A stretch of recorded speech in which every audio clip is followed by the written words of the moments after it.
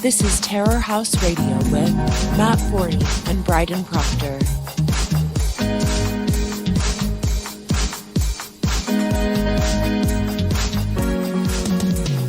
Yeah, welcome to it. Terror House Radio, episode number 51.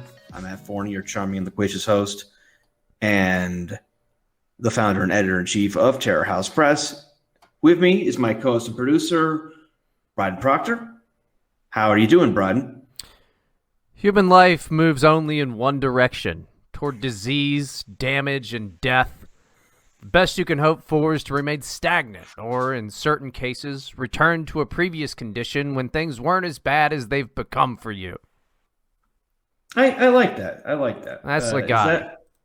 It's fantastic. Yeah, it's pretty good. It's been ages since I read Legati, but man, that's a great fucking passage. You know what that reminds me of? Catholic priest once told me this metaphor for life. All of us have a chain around our ankles that's dragging us towards death, and there's no way to get around it. He said it in much starker terms. He had that scary Catholic priest countenance, but very, very Legati-esque. Yeah, and then he said, "All right, Matt, now get off those sweet little undies." Nah. You weren't cute enough to rape. So he's like, if he's got all the pickings, he could go. Why go for a little bald pudge ball? I like to imagine you were just bald as a kid too, just like a bald little beard. It's just you but shorter, Like in Star Trek Nemesis, where there's the picture of Picard young and he's also bald. Never seen it. Nah, it's shit. But they do that in the movie because they think the audience is stupid. Which, to be fair, they are. I mean, I don't know about Star Trek. Yeah, I'm looking at it now. Yeah, he is bald then, too. That's pretty good. I like that. Well, it's a picture. Well, I think the premise of it, if I recall correctly, was that Picard is like this Romulan, half brother or something, and this was done to establish that they're brothers, and the Romulan is always bald because he's evil, so they had to put that in there. Yeah, I don't know. I've never spent much time watching Star Trek. I know about, you got the Borg. They drive around in a big cube and say, assimilate or something like that. And then you got the Klingons, which are angry, warlike black people. And then you got, you got the Reading Rainbow guy, and he's blind. And then Spock was, he's a Vulcan. And then you got Data, and Data, he's a robot. And Whoopi Goldberg was on the ship for a while on one of those things. Yeah, she was there. There was also that race of emoting psychics. There was the Ferengi, who are space Jews. There's all kinds of wonderful stereotypes in Star Trek. Actually, it's funny. This reminds me. I saw something really stupid on Twitter yesterday.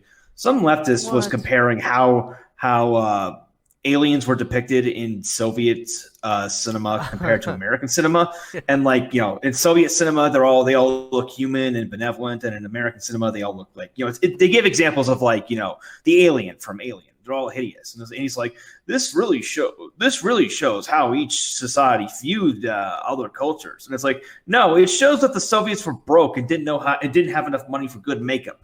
Right. Yeah. Before I even read the tweet, I saw the picture. I was like, oh yeah, shit. I guess they really did have to make do on their budget there. That's kind of weird. And it was like, oh no, of course you used it to make some type of communist good, America bad thing. It's like, nah. Yeah, it's like I'm thinking about how this guy would interpret Star Trek the original series versus Star Trek the Next Generation. The more monstrous appearance of the Klingons in Star Trek the Next Generation versus the original series is proof of how America became more xenophobic under the fascist Ronald Reagan regime. No, it's because the TNG had a bigger budget. The reason why the Klingons didn't look that great in the original series because they had no money. Yeah, I mean, I'll bet I'm not smart enough to know anything about this, but I'll bet somebody would. One of these fucking dorks in the world. There's got to have been descriptions of Russian, monster horror type of things in stories and stuff like that. And I'm pretty sure it wasn't, it wasn't pretty. I guarantee they made monsters. You know, dude. Russian literature, the aspect of culture is just like an entire world of eldritch horrors. I forget the exact term for it. They have a term for like a witch whose like entire purpose is just to steal children and like, rape their souls and stuff. Sure. Like, yeah, they've got their monster myths like everybody does. Yeah, but I don't know. What a dumb fucking, like, the thing is, man, like, this is why I'm so happy to not be on Twitter. I encourage people to just stay the fuck away from that website. Is like, you're already going to run into some dumbass people everywhere else on the internet and in real life. But I think it's the worst on Twitter. I mean, granted, I don't know, maybe Facebook is worse, but are you vaping or struggling to breathe? I'm vaping. Okay, well, one of these days it's gonna be but you sound like a monster. Bryden, I'm coming for you. Oh, I'm sure it's but no, I think Twitter's probably the worst one because you've got like all of the aspects of this like extreme dumbassery, and then you get to see the numbers on them of people who are like, actually, that's a really good analysis, and everybody is either 85 or 20, and it's just the worst fucking website. I don't know. Like, people are very quick to make these large claims about situations or just ideas that they have. And I think you're probably not supposed to let all those out. You're maybe supposed to write them down. You'd be like, that's neat. And then kind of revisit it a little bit or whatever. But instead you get this dumbass shit where it's all that does is prove exactly what all the people that are against communism say, which is like, yeah, man, the Soviets were fucking poor. I'll bet those movies did suck dick. But I don't know. Do you think that the person who said that, in all honesty, believed it, or was it just like, this is the first thing that came to mind? I'll bet I can get a bunch of these retweeties going.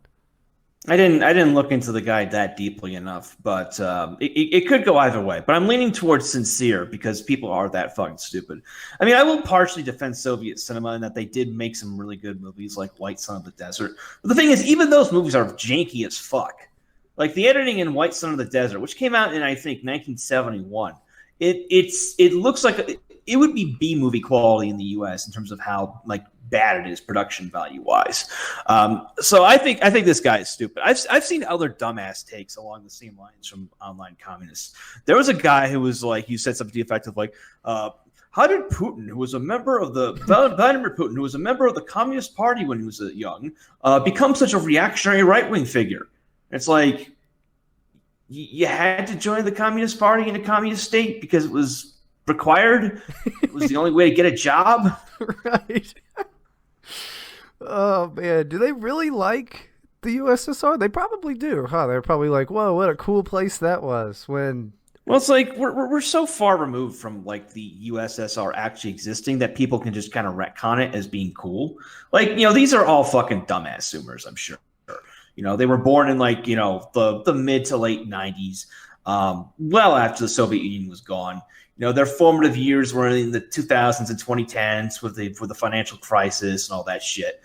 They think communism is cool because, I mean, they didn't grow up in the era where we were hearing about bread lines and mass starvation and mass repression and just the whole thing was a bad scene, man. It was a bad scene. It's just so weird. It's just bizarre, and you see more and more of it, and it's like I think a lot of it is it's just kind of this culturally acceptable way to quote unquote rebel, I don't know, like there's no like they're not edgy, dude, but like I guess it's frowned upon to be a fucking edgelord now, but in my day, and even still, I think being an edgelord is pretty awesome. Back in my day, we threw Romans on the street, and all the black people laughed. Yeah, pretty much. What back in my day of fucking? I mean, this has all happened rather quickly. Like, I think everybody being on the internet is kind of the issue. Is like now there's like 20-year-olds that are just throwing a hissy fit on the internet when it used to be the best they could do was like wear a T-shirt that said "fuck the man" or whatever. Now they're on the internet and like companies are looking at them like, okay, that's the demographic we got to go for. because they've got all that TikTok money. So they make the rules now. They make the fucking rules. It's weird. It's weird. How did we just turn society on its head? It didn't used to be when I was 20, you know what people told me? Shut the fuck up and get back on the grill. Yeah. I was, same fucking thing. Nobody fucking cared about 20-year-olds' opinions when I was 20. But you can see like the quality of the internet just having gone down every year as more and more people joined it. Like the internet was very I don't want to maybe erudite's not the right word. It was a lot better in like 1999. When only rich people owned computers and you had to, go on IRC chats and instant messenger. And, there was shit like, Goatsy still floating around. That was cool. That was funny. You had blogs. Remember blogs when if you had an opinion, you had to actually write it out in a continuous line of reasoning and think about things. Now it's just like, dude, you fire off a tweet like, dude, communism is awesome. Yeah. Well, I mean, and you're right. The thing is, you wrote it on your stupid blog. Nobody came and read the damn thing, but you were like, "I'm gonna be a writer someday." And then, you did. And then, I just, I go back and wonder how many attempts there were to groom me as a young kid on the internet. Like, there must have been several. Thank God nothing ever happened, but there had to have been groomers out there. Well, I mean, you're just way too dense to pick up on a grooming attempt. That may be it. Yeah, I was but a boy, Matt. I was but a boy. You're the kind of kid who you would have to be pinned down face first in a toilet for you to get the message. Yeah, probably. Yeah, I'm thinking about high-minded things like how much different video games will be in the future, and the answer is better looking but worse. Which is how I kind of feel about life. It's going to be a lot more clear, but worse. Yeah, you were pondering such deep questions as how big can a woman's breasts really be without augmentation? Oh, I didn't care about the last part of that. I just really wondered how big that could be. Are you a boob man or an ass man? It depends. It depends on the woman. Because like I've seen some like big ass bitches that look terrible. I've seen some big titty bitches that look terrible. It's kind of like saying like, I think it'd be like asking, like what's your favorite hairstyle? Hey, it doesn't look good on everybody. It's you gotta. That's a very middle of the road answer. I like it. Well, I'm just saying you gotta look at things from a more high-minded and kind of aerial, almost godlike perspective of which I most days feel of myself as. So you have to take it in holistically. Mm-hmm. You got to really look at like, the whole, the whole. You got to look at the whole. You got to look at the whole. Look at the whole of the whole. You got to get a whole. You got to just look at the whole, Yeah. And I asked that because this is actually a very serious academic question, as I found out. I remember being interviewed by Jay Dyer like 6 years ago because I wrote an article about this that was sort of tongue in cheek, but it broke down in which countries people preferred boobs generally, and in which countries people preferred asses. And there's a pretty clear gradient where the countries that prefer boobs are generally the countries that are historically civilized and pleasant to live in, whereas the countries that prefer asses are all degenerate, wretched hellholes. So this confirms my theory that I am black.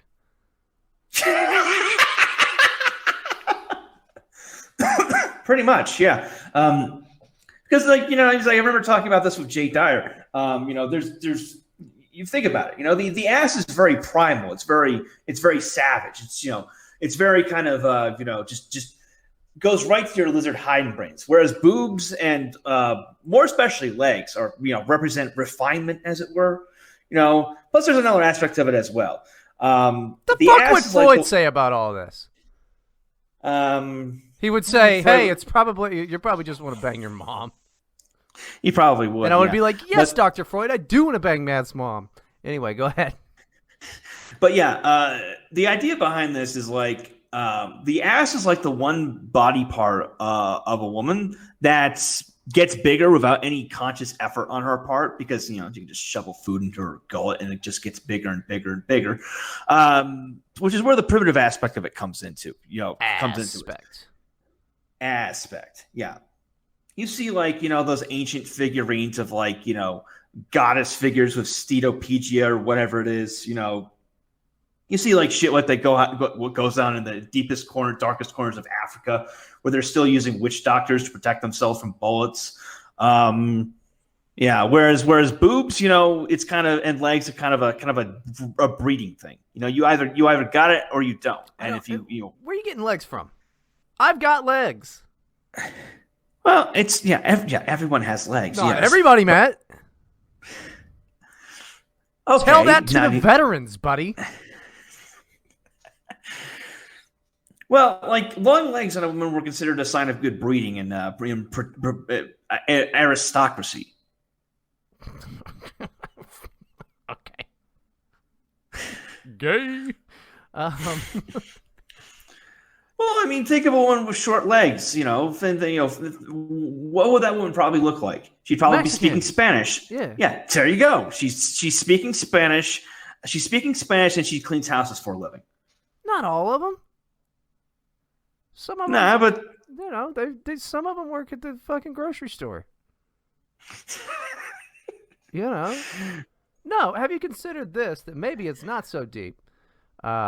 And things just fall in and out of style.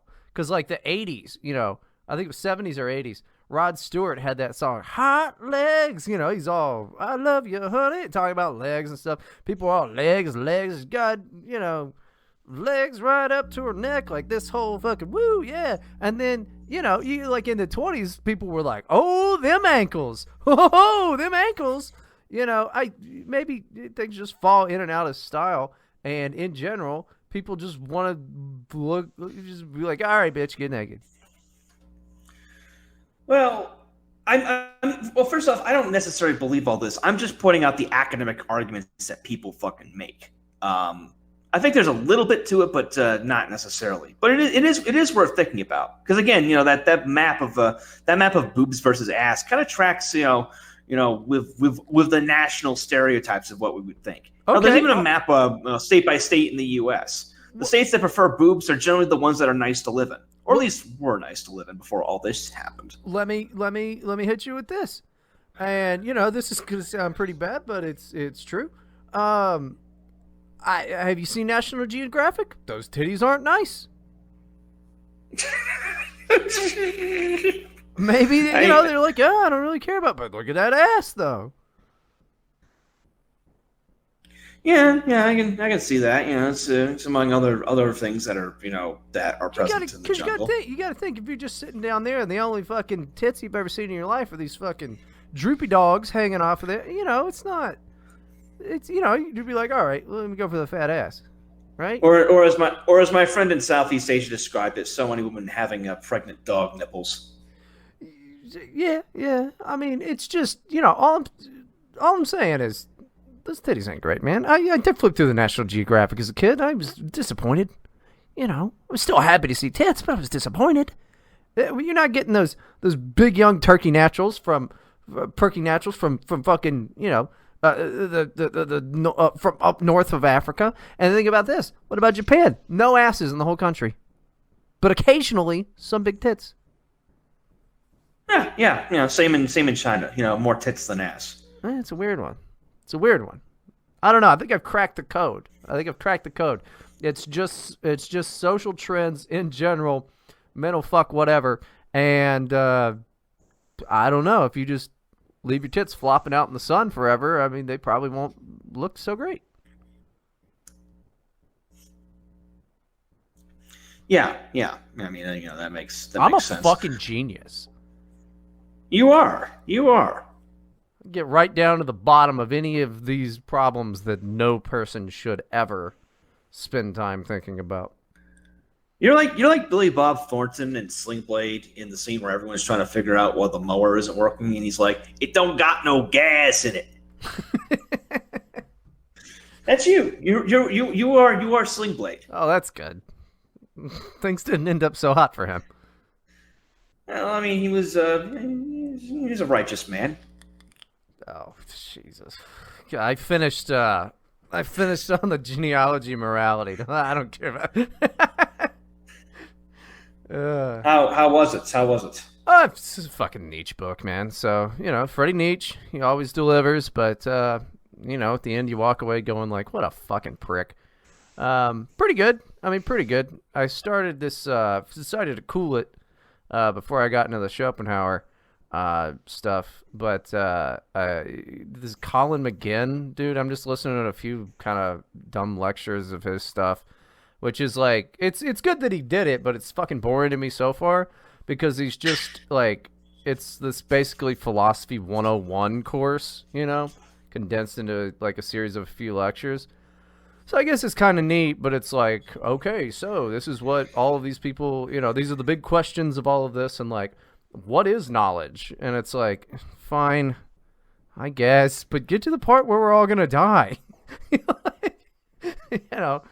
It's fine, gives me something to do. I mean, and it's not just outright like, oh yeah, by the way, people should stop reproducing. It's not like that. Yeah, because I was actually going to give you a couple more recommendations in that category. If you're up for it. Confessions of an Antinatalist by Jim Crawford, which is it's more memoir than it is really kind of philosophy, but it's interesting. Basically, the guy had an absolute shit fucking life, and came to the conclusion that it would have been better if his daughters had never existed. He was supposed to be writing a follow up, but I think something died. It very well may have been, because I used to talk to him a lot on Twitter. This was years ago. Like I think he was working at a Taco Bell. Like, and he was in his 60s. Like he had an absolute shit life. And then he just kind of dropped off the map. I think he just got finished with it. And there's another book from the same publisher called Every Cradle is a Grave by Sarah Perry. That one's a lot more uplifting, because it's about antinatalism, but it's like weirdly happy.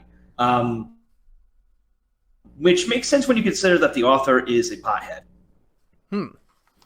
Well, she's a nice lady, but she and her husband like to smoke it up. I don't know why I would care about the opinion that any woman besides Ayn Rand had. Oh, you're an objectivist now. I just respect her work.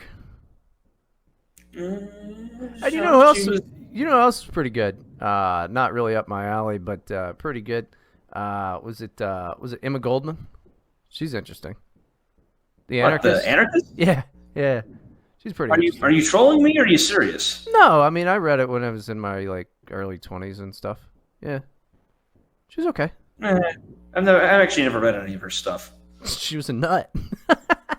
She was a fucking nut, but the only thing I ever read is the inscription on the Statue of Liberty. I don't think she wrote that, did she? That doesn't make sense.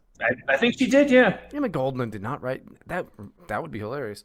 Who wrote the inscription on the Statue of Liberty? You're listening to the Google Stuff podcast yet again. No, that's Emma Lazarus, bro. Oh, right. Sounds Jewish. Well, I think she was also a communist. Well, Emma Goldman, anarchist, socialist, whatever. Yeah, I tried to do that Max Stirner shit, but apparently his name is Max Steiner or Stirner. But it's pretty anarchisty, and it's long. It's so long. Yeah, I'll get around. Yeah, Stirner's kind of a slog to get through. I mean, I like the general idea behind it. He's like, look, you believe in my shit or you don't believe in it. Either way, you're still doing it, dickhead. You're an unwilling egoist or a willing egoist. So, fuck you. And it's like, oh, okay. And apparently he was such a dick to all the communists and stuff at bars. Like, he just would show up and just be an asshole. It's really funny. Yeah. I've read tons of stuff in this vein that was pretty good. There's if you like all that, well, I would advise skipping Might Is Right, because it's massively overrated. It's kind of funny in a stupid way. And also Anton LaVey plagiarized it for the Satanic Bible. Oh, good. I wouldn't. You could skip that. The Gospel according to Malthus Seklu is pretty good. That was written around the turn of the century. It's more egoist writing. More modern book from a friend of mine, Trevor Blake, called Confessions of a Failed Egoist. That's really good. It's, basically him reflecting on the fact that he's just not a very good egoist. Well, then he's unwilling. He's an unwilling egoist. Now, also, somebody's going to scream at me about the buzzing on your damn thing now that's come back, and I can't do anything about it, so you can just deal with it. It's not as bad as it was. Don't worry about it. You're kidding me. I fucking hate this. It's the way that it is. But well, if you can hear it during a period where I'm not talking, when no one else talking, you can just take it out and post. Yeah, but no, it's not doing that. So it's fine. I just wanted to point it out before somebody leaves some snarky, stupid fucking remark on Twitter or YouTube, because I do see those things. I do see them. And yeah. You think you can diss Bryden on Twitter because he's not there? Nah, he sees everything. He's always watching you through a keyhole. It's mainly on Matt's Twitter. I just check the Terror House thing, and then that's about it. But I'll see you. I'll see you fucking talking shit. If Terror House retweets it, I'll know. Or if you leave don't let Bryden catch you lacking. Mm-hmm. I'll do nothing about it. I'll just sit there and be like, you know what? What the fuck does this person even know? Huh? They don't know shit. One thing I do know, though. Well, I got two things I do know, because I got a funny thing to tell you here in a second. But, dude, the only thing, so I have had a terrible day. Just a particularly terrible, not the normal baseline terrible, just a particularly terrible day. And the only thing that I've done to do anything to combat that in any way that's worked has just been watching. I've probably watched, I don't know, easily 3 hours worth of clips of Impractical Jokers. Oh, that's a real show. Yeah, dude, it's fucking hilarious. I mean, I've only heard of it through that meme you made a while back of the Jokers, the Impractical Jokers. Well, I don't think I made it. That was already a format that existed. I'm pretty sure. Okay. But yeah, it's fucking hilarious, and Sal Volcano is a really funny stand-up and stuff. But yeah, it's just a great show. It's the only thing that can actually make me laugh, because apparently it's they don't it's not all completely fake bullshit. I'm sure there's some doctoring that they do to things because it's a television show, but yeah, it's a fucking awesome show, and old ladies watch it, but Sal has been on Legion of Skanks and all of this stuff, so he's pretty cool. In one of the episodes, he's wearing a fucking Legion of Skanks shirt, which is not an okay. It's a really edgy podcast. Yeah, that show's fucking hilarious. So what you're basically saying, this is fun for this is fun for the whole family, basically. Mm-hmm. It's like Talking Heads or Prince or Ghostbusters. It just unites people across class, race, and age. I would hope so. I'm not sure so much that Prince is really fun for the whole family. I wouldn't let a child listen to Prince. You got to be at least 13 or something before, because I don't want questions about hey, what is she's got an ass like a limousine mean? I'm well. So there was a man named Prince. He was a Jehovah's Witness, and he was one of the best damn musicians that you're ever going to run into. Yep. He also wanted to be white, which was interesting. Oh, did he? Well, I mean, he acted but so did Michael Jackson. I mean, but Michael was crazy. It was more blatant in Michael Jackson's case. But Prince, he fashioned his. Well, for starters, he grew up in Minneapolis, which Minneapolis in the '60s and '70s had 5 black people. Number two, he fashioned his entire image so defy racial stereotypes. He acted the exact opposite of the way a black man would act. Mm-hmm. Number three, and if you've ever seen Purple Rain, which is basically just self-insert fan fiction about himself. He cast a white woman to play his character's mother. He only dated white women. I'm not knocking him. He's one of my favorite musicians. Wait, a black guy only dated white women. Oh yeah, he's really just he's defying racial stereotypes right there. That rich black talented artist is only dating white women? What? Whoa, he really broke ground, huh? Yeah, he really defied everyone's expectations there. I don't know, maybe he set the trend. I don't know. But yeah, Prince rocks socks, dude. That guy's fucking great. Yeah. I mean, he didn't. I mean, Michael Jackson is obviously a more extreme case because he was, fucking abused as a kid. But he's a bit of it with Prince too. Yeah, Prince kicks ass. Prince is really cool, man. And they're also both Jehovah's Witnesses, and they also both died of drug overdoses. Wait, Michael Jackson was Jehovah's Witness? He was raised a Jehovah's Witness. If you've ever seen the Thriller, movie, there's a reason why at the beginning it's got that disclaimer about how the music video doesn't endorse any belief in the undead. And he put that there because it would have pissed everyone off at the Kingdom Hall if he hadn't. I thought it would have just pissed everybody off, like in the early '90s and shit, when people were like, he's supposed to be like this kid's star, like kids loved him, and then.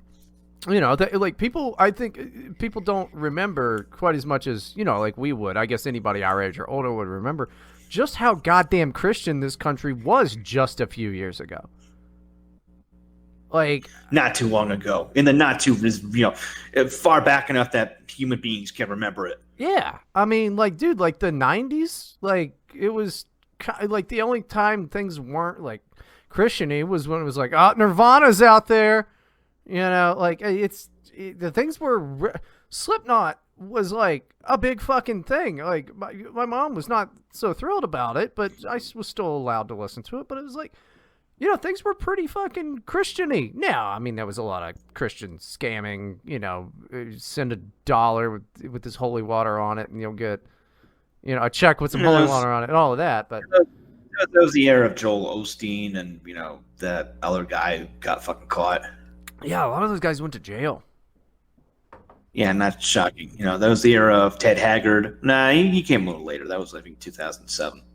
But, it is something that is interesting, is just how, like, I don't know what these fucking... I never thought I'd be this way, but the thing is, these kids aren't fucking cool. They aren't rebelling against shit. I remember when it was like Christianity stuff was fucking everywhere, people were on TV saying, you say Merry Christmas, and it was no happy holidays, all of that. And then now it's just on major, like you get all of these things that are like, actually that can go to hell. And we, Muslim Christmas or whatever, Kwanzaa, I guess it's not Muslim Christmas. But... Dude, when I was in high school, like a local Catholic anti-abortion group was allowed to go around to the public schools and lecture kids on why abortion was bad and you should choose life. The public schools, and this was in New York. I didn't grow up in some super conservative area. That was 15 years ago, not too long ago.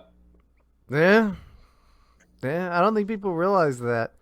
I mean, I would hope that the majority of the people that listen to the show, like all 15 or 12 of them, that the majority of them are old enough to remember that. Because like the thing is, if I could set, like, in my streams, if I could just set, like, a nobody is allowed under the age of 25, I totally would. Yeah. I can't say it enough. You damn kids, get off my fucking internet. Like, I don't like you little kids. I don't. It's dumb. They act like they fucking know everything, and then all of a sudden they're bossing you around. They get, It's like, you gotta wear a mask. It's like, why? It's like, because I have 30,000 TikTok followers. I've never even had the app. Why is that my government now? The People's Republic of TikTok. It's fucking well. I mean, not far from it. Shit, it's a Chinese app. Yeah, I mean, I increasingly find kids to be fucking annoying, which probably proves that I'm just getting old. He's just getting old, bro. We're both just getting fucking old.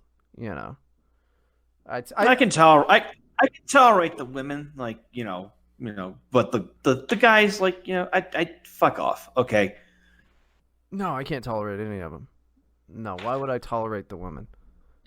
Well, I mean, you're in a relationship. Yeah, so, exactly. I'm not trying to fuck them, so I don't care about that. And I swear to God, a lot of them, like 18, 19-year-old girls, baby-faced as fuck, dude. It's weird. I can't. I look at them, I'm like, oh, you're a kid. I can't do it.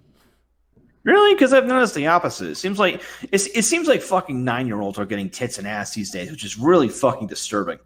No, see, that's the thing. They are maturing quicker, like, body-wise, but face-wise, they're still children. Like, look at the guys. Check them out. They're same thing. You can just tell somebody is young. And you got to look into the face. You got to look at their damn face. They don't have, like, the face of someone that's seen anything. Now, they're fucking maturing like crazy to the otherwise because of, I don't know, plastics in the water or some shit like that. But yeah, they look like fucking kids, even like 20-year-olds, just baby faced. And I don't know. I just, it makes me like angry at them, like I've been through some type of war and I've got like, I'm missing an eye. I got like a scar through it. And like they're trying to talk and I just feel like they shouldn't even be allowed. Yeah, I just feel like they shouldn't be allowed. Like, that scene from Louis when he goes in hungover to that coffee shop and it's all these hipsters and all he can hear is like bam shalampo ham pam pam pam pam clamp. Like that's all I hear when I see young people. That and a lot of like terror. If I see too many of them in one place, I panic and I'm like, oh, I don't want to go there. Look at all of them. What if they turn on me? Like they're gonna turn around like it's the fucking body snatchers, just point at me and go, oh, like, I don't want them to think that I'm trying to be cool with them. I guess I just won't go get a sandwich from that place until they're not busy. Hilarious prank, guys. Every 20-year-old listening to this, I don't know how many there are. You need to go to Brian's house right now. You don't even need to do anything. Just sit outside his house and just be young. He'll fucking go insane. Yeah, let's see how well that works out for you coming to my residence. But yeah, going back to the baby face thing, now that I think about it, you are right. Because I was thinking of, what's her face? Daniel Bergoli, the Catch Me Outside girl. Oh yeah, was it Bad Baby? Yeah, Bad Baby. Yeah. She started doing rap videos when she was like 14, and it's like she's kind of like the body of like a fucking 25-year-old. But like when you look at her face, yeah, she's very baby faced. Yeah. It's fucking creepy. Something in the water, dude. Something in the water. I mean, I don't know if it's like everybody drinks bottled water now. Maybe that's what it is, or like all the birth control that because we have the same water since the dinosaurs were here, right?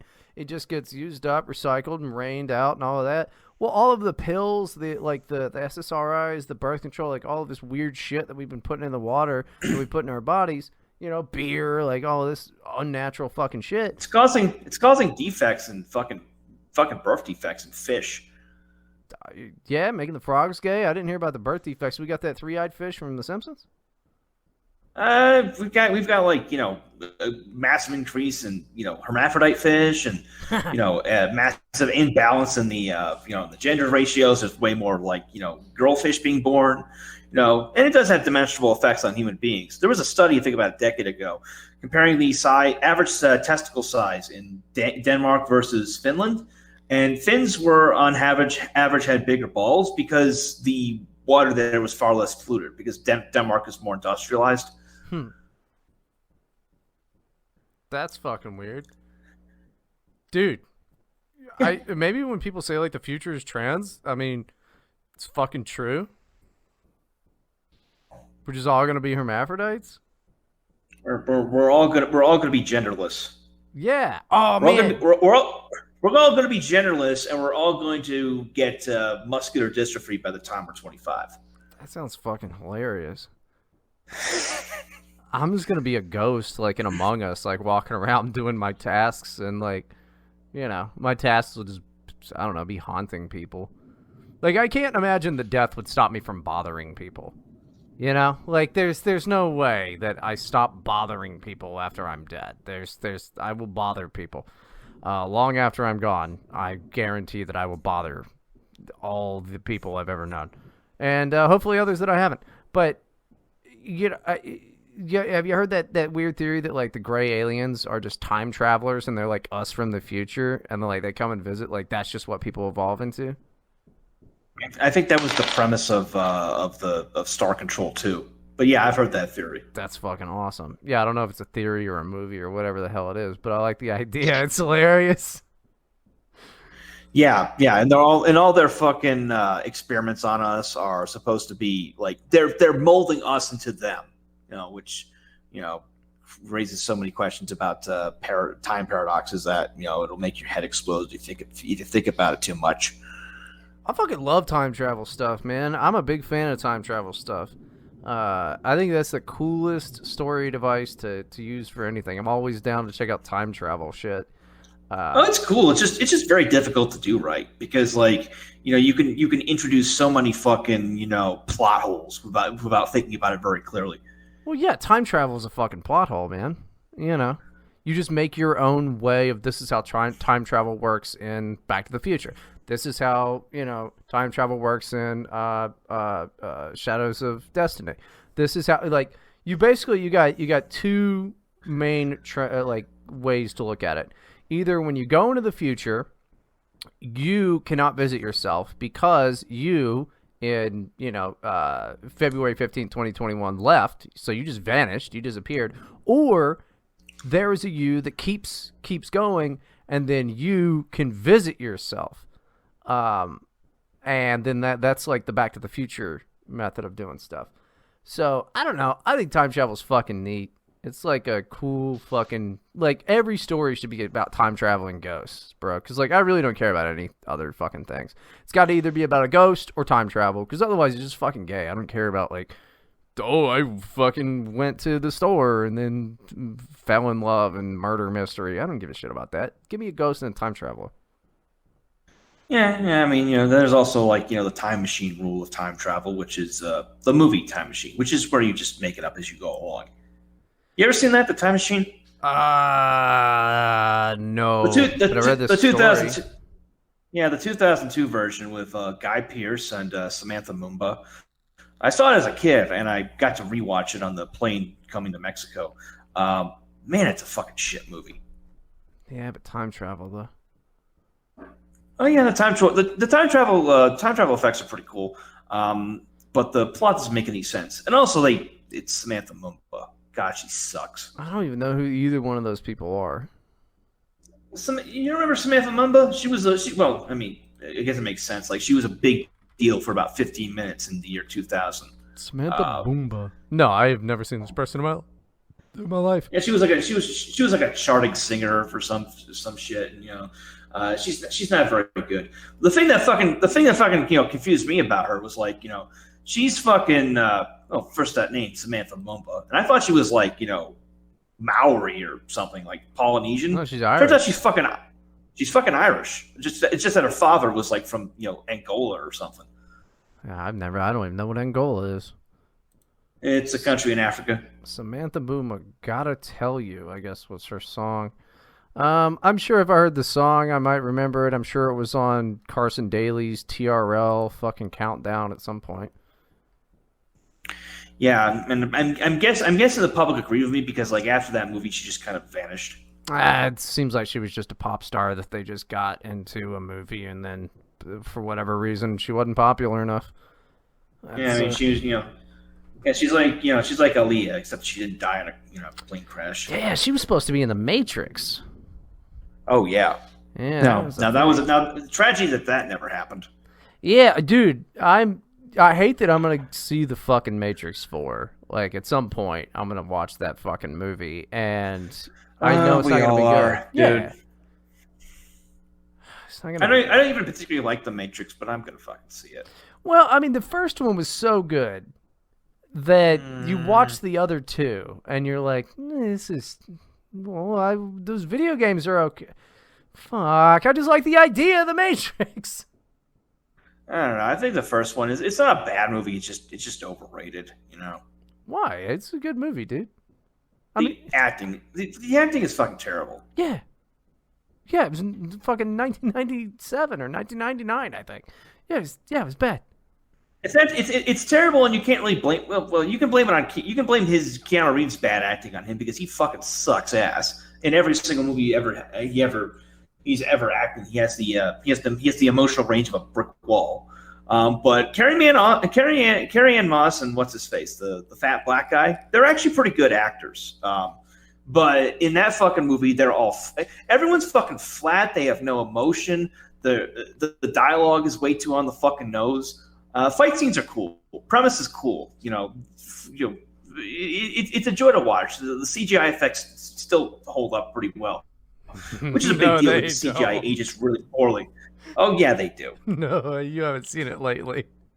I would say don't go back and watch it. You just keep that in your memory. That stupid helicopter scene doesn't look fucking awful.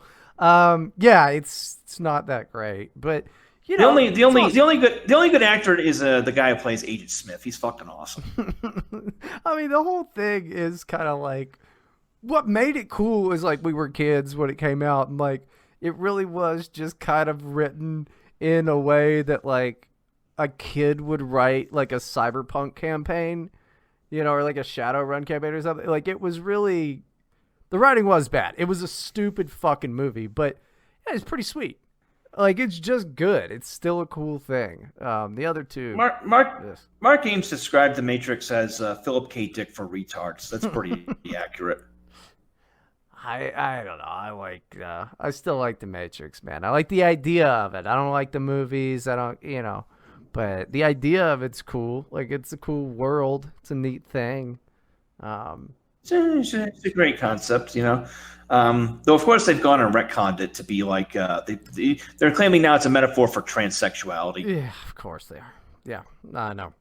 That's a joke right there because it was like the other two movies were pretty clearly just kind of fucking tacked on because they got greenlit to do two more.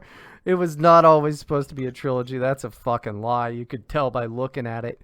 And the second one's so goddamn boring. Oh, God. The worst fight scenes some of the worst fight scenes in any movie. Because half of them just fucking end with Neo running away like a bitch. There's no resolution. It was bad. And then the whole third one is like it's in the real world instead of in the... It's just... Which is gay. Yeah, dude, it's fucking awful. I mean, but the first movie kicks ass, dude. It's a good one. It's really cool. I mean, I'll go back and watch them in preparation for Matrix 4, which I'm gonna watch like everybody else. But I don't know. I always thought it was a bit overpraised. I see where you're coming from, but it has a special place in my heart. Well, actually, now that I think about it, part of the reason I don't like the Matrix isn't even really has to do with the Matrix. It's the fact that the red pill got turned into the pill metaphor got overused, beaten to death, resurrected, and then beaten to death again. Yeah, dude, I was listening to the radio today, and there's like some just mainstream conservative podcast called Red Pill America. And that's kind of. I'm gonna fucking shoot myself. I know, dude. I was sick of hearing about red pills and blue pills in 2012. Okay, and now we've got black pills, we've got white pills, we've got purple pills, we've got clear pills, we've got iron pills, we've got 500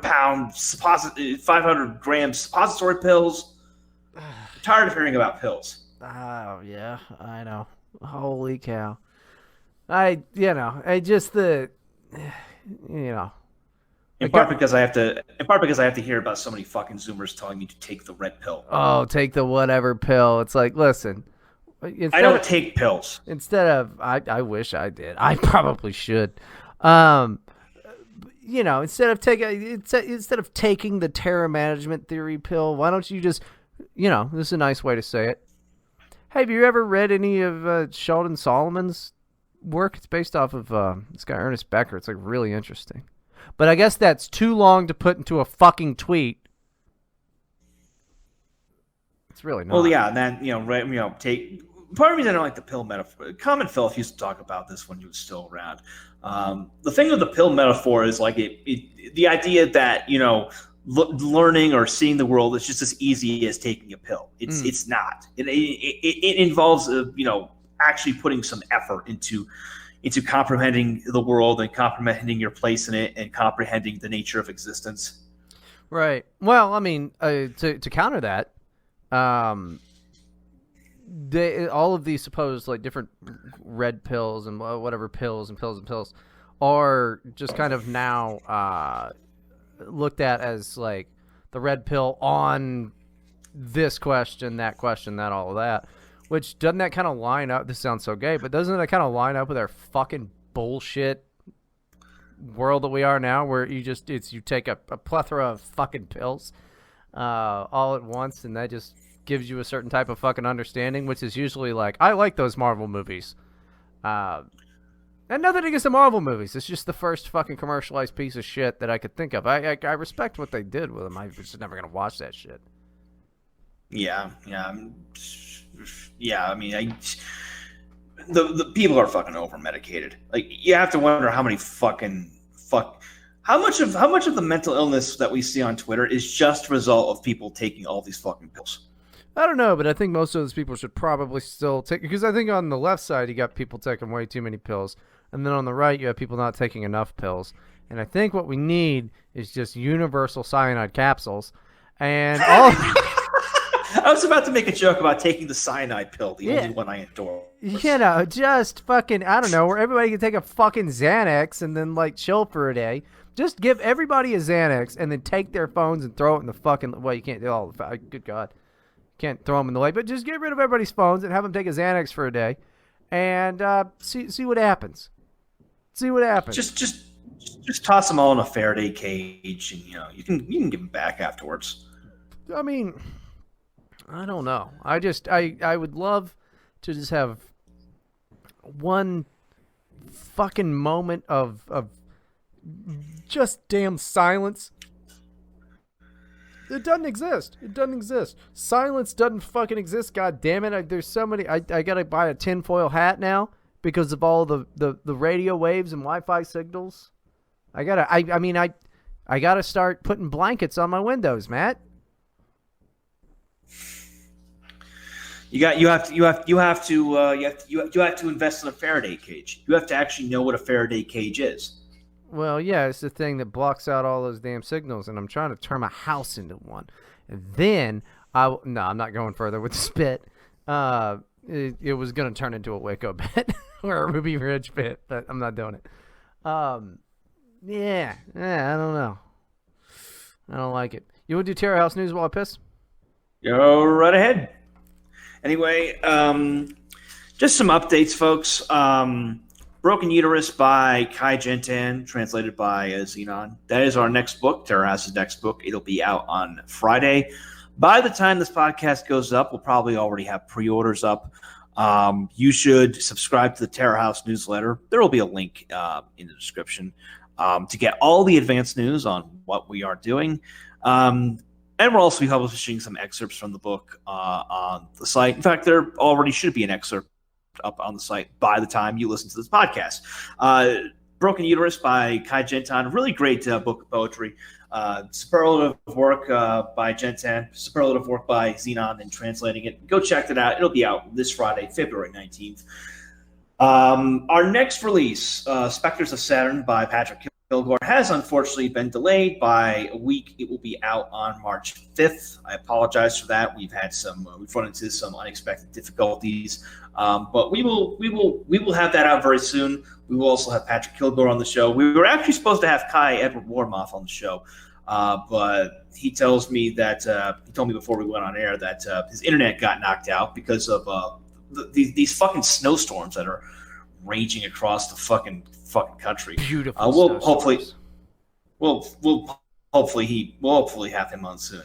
And since Bryden is a huge fan of Benjamin Welton, I want to urge everyone to go check out Benjamin Welton's short story "No Return" on Terror House Magazine, which is the winner of our January 2021 Best of the Month award. He's already gotten his prize. We've done links. Go check out All of our writers are great, but But Benjamin's the best great, one. and we've got he's Ryan's favorite writer, favorite he's philosopher. my favorite. Yep, and we've got a few more books from him coming this year. So and lots of great stuff too. We've added a number of great books that are coming this year. So yeah, that's the news. And that's the news. I'm gonna get a like a sound effect for that. And that's the news. Dun, dun, dun, dun, dun, dun. That's the A-Team. Can't be that. Can't be the A-Team. I was thinking more something along the lines of like Paul Harvey. This is Paul Harvey. Good day. Yeah, and now you know the rest of the story. Good day. Oh, that guy was fucking fantastic. Yeah, he died when we were kids. Yeah, but he kicked ass. Oh man, you know what's weird to me? They still will play Casey Kasem and like his bullshit on the radio now. They'll just like play full Casey Kasem shows. Just like, well, he's dead too, right? Oh, he's been dead forever. Yeah, but they still like play. This is the top 10 of the whatever. They'll just straight up. I'm Casey Kasem, voice like butter, man. Casey Kasem was great, and this was back when being a celebrity meant something. Not like I mean, we're celebrities in our own right. That's fucking bullshit. We're not Casey Kasem. Celebrities used to be somebody. Casey Kasem was a man, but they'll still play all that shit. He's been dead forever. People knew who the hell he was. He was great. He was also the voice of Shaggy, which I actually didn't know until recently. Oh yeah, that's right. He was on Scooby Doo. Yeah. Yeah. No, Shaggy from fucking the ICP. Fuck it, I'm Casey Kasem, and whoop whoop. The AI are gonna be able to make him say that soon, dude. All these AI voice shit is getting fucking wild. I love it. Oh yeah, they'll fucking bring it back. There'll be new Casey Kasem shows.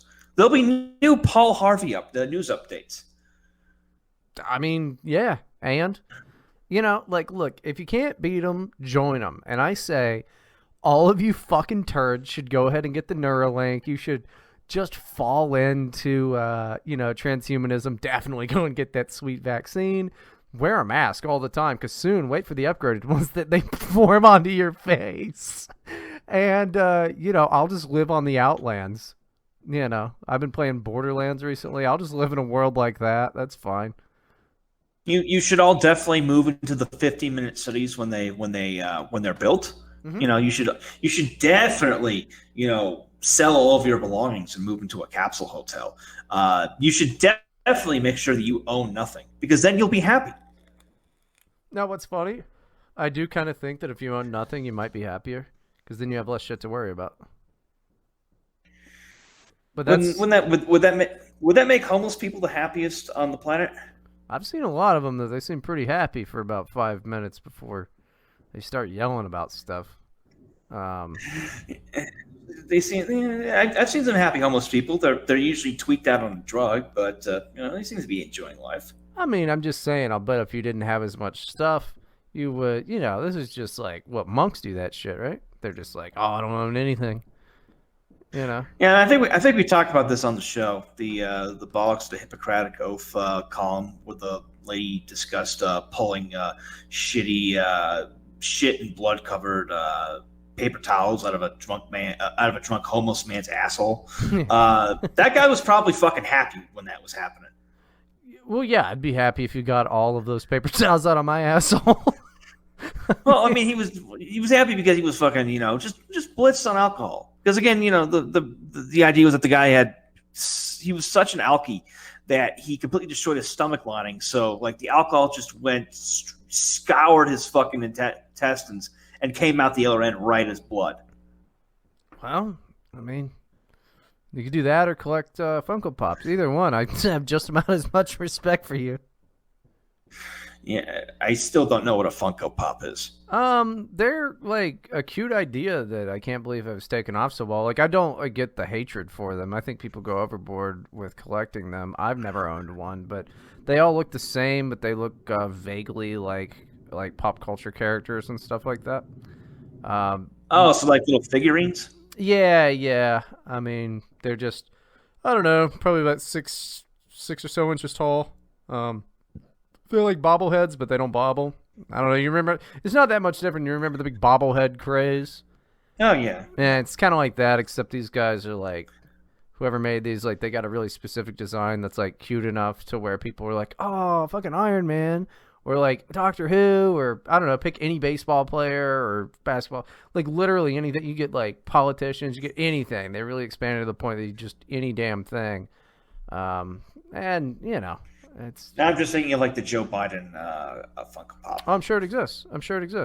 And the Donald Trump Funko Pop, I'm sure that's out there too. Oh yeah. It's funny because I thought going by the name Funko Pops were like some kind of candy. No.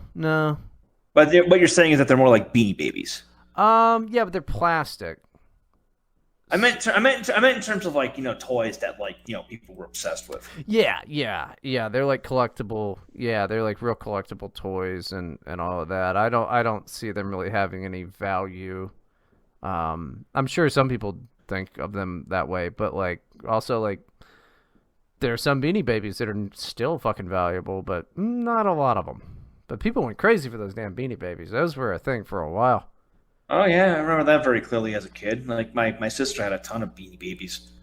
Yeah, people had Beanie Babies, dude. And you remember that great picture of that divorce when they were on the courtroom floor and the husband and wife were separating the Beanie Baby collection? I never saw that. Oh, maybe I saw it as a kid, but I don't remember it. Let me. It's a. Here, I'm gonna send it to you. It's a famous picture, and yeah. It's just rough. It's just rough. They're in the middle of the damn courtroom floor with a big pile of these Beanie Babies, splitting them up. God. I mean, it's one of the worst things. It's one of the, but like, how is it any worse than anything? This is what I try to tell to people is like, the world's always been dumb and bad, and it's just different levels of good or like of dumb and bad. But I mean, everything does get worse and worse. Like, I do believe that everything just gets worse and worse. You probably just notice it more the longer you're alive. And then eventually, that's why old people are so fucking cranky. You know? That's why they're slow in the supermarket. Yeah, that they've got, like their own deal with, being old and shit, physical stuff. But, like, they have nowhere to fucking be. And the reason is, they look at you like, where the fuck do you really have to go? You're just marching towards exactly where I am right now, okay? I don't even recognize the world around me anymore. And the thing is, you will not recognize the world around you anymore. In 10 years, you won't. The world now is not recognizable to me as it was when I was 23 years old. It's a completely different place. The world is not recognizable as it was a year ago. Yeah. Yeah, that's yeah. I mean, we are going at lightning fast fucking pace here. I saw the dumbest shit today. There were two people on one motorcycle, okay, which is already irritating to me because it was not really designed for two people to sit on it. But they were both wearing a mask, and neither was wearing a fucking helmet.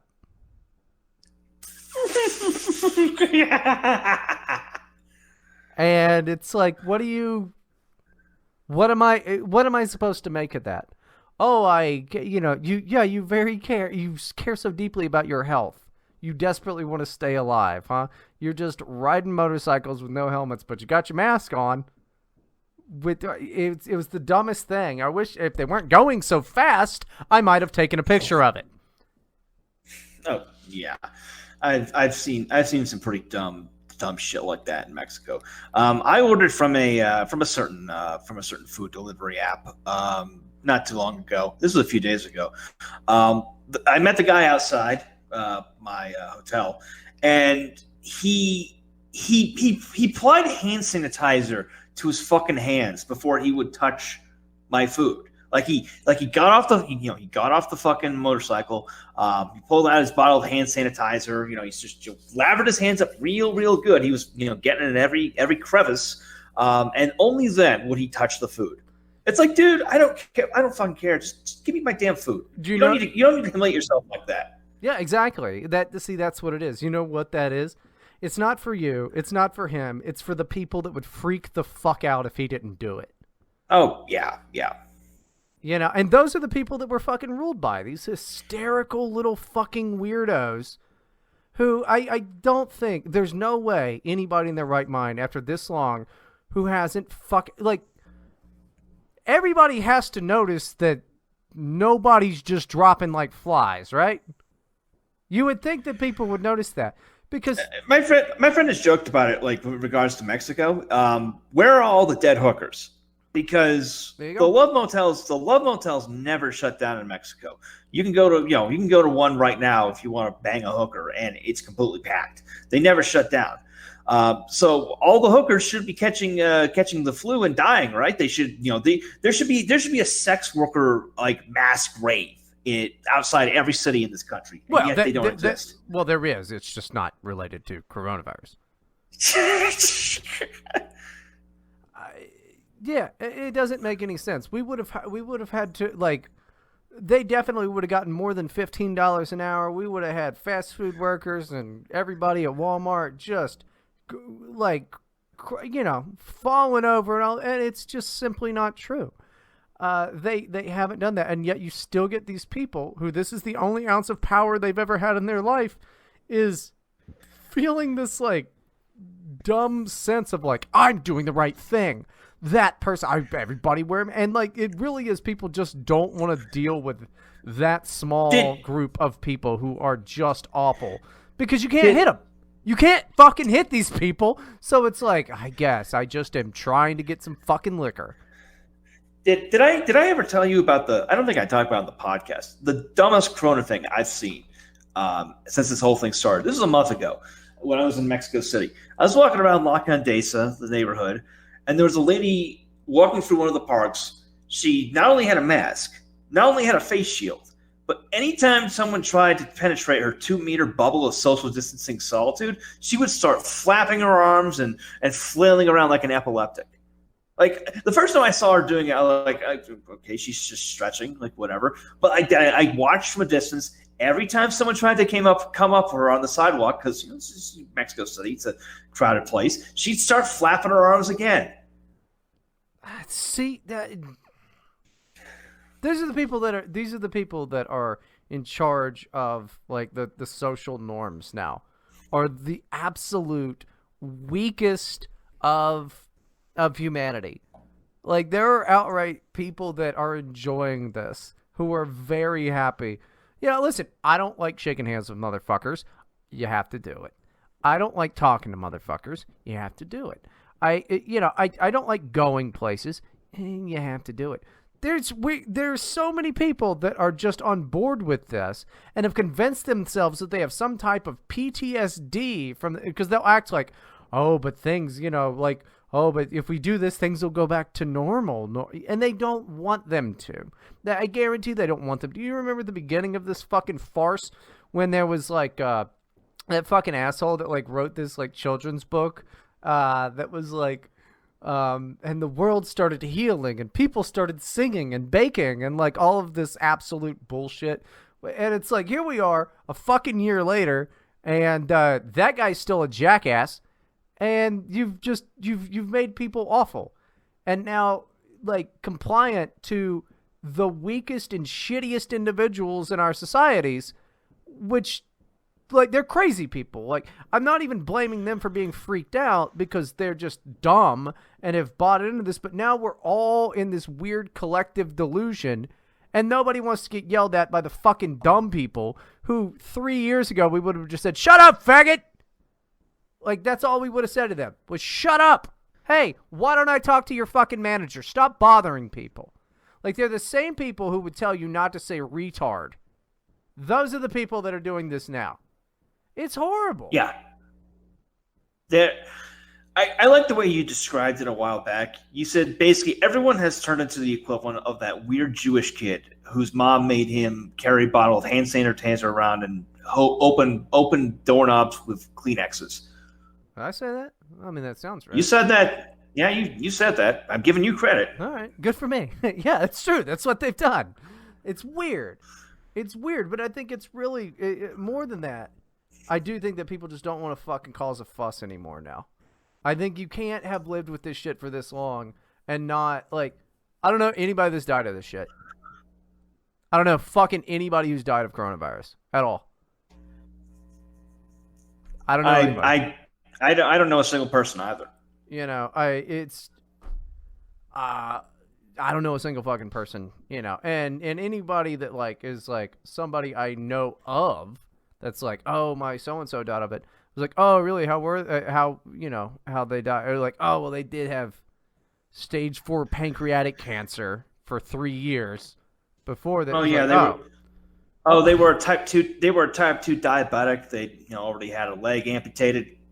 Oh, they actually were in a nursing home in New York City. Like, oh, okay, well, that makes a ton of sense. But, you know, it just, like, I think now the majority of people just don't want to fucking cause a fuss. They don't want to get in arguments. Because, like, anytime I go, what I've done now is I just I put the damn thing on around my chin. And that keeps people from saying anything to me. If I have nothing, they freak out. If I just put it around my chin, they say nothing. How is that? What is that?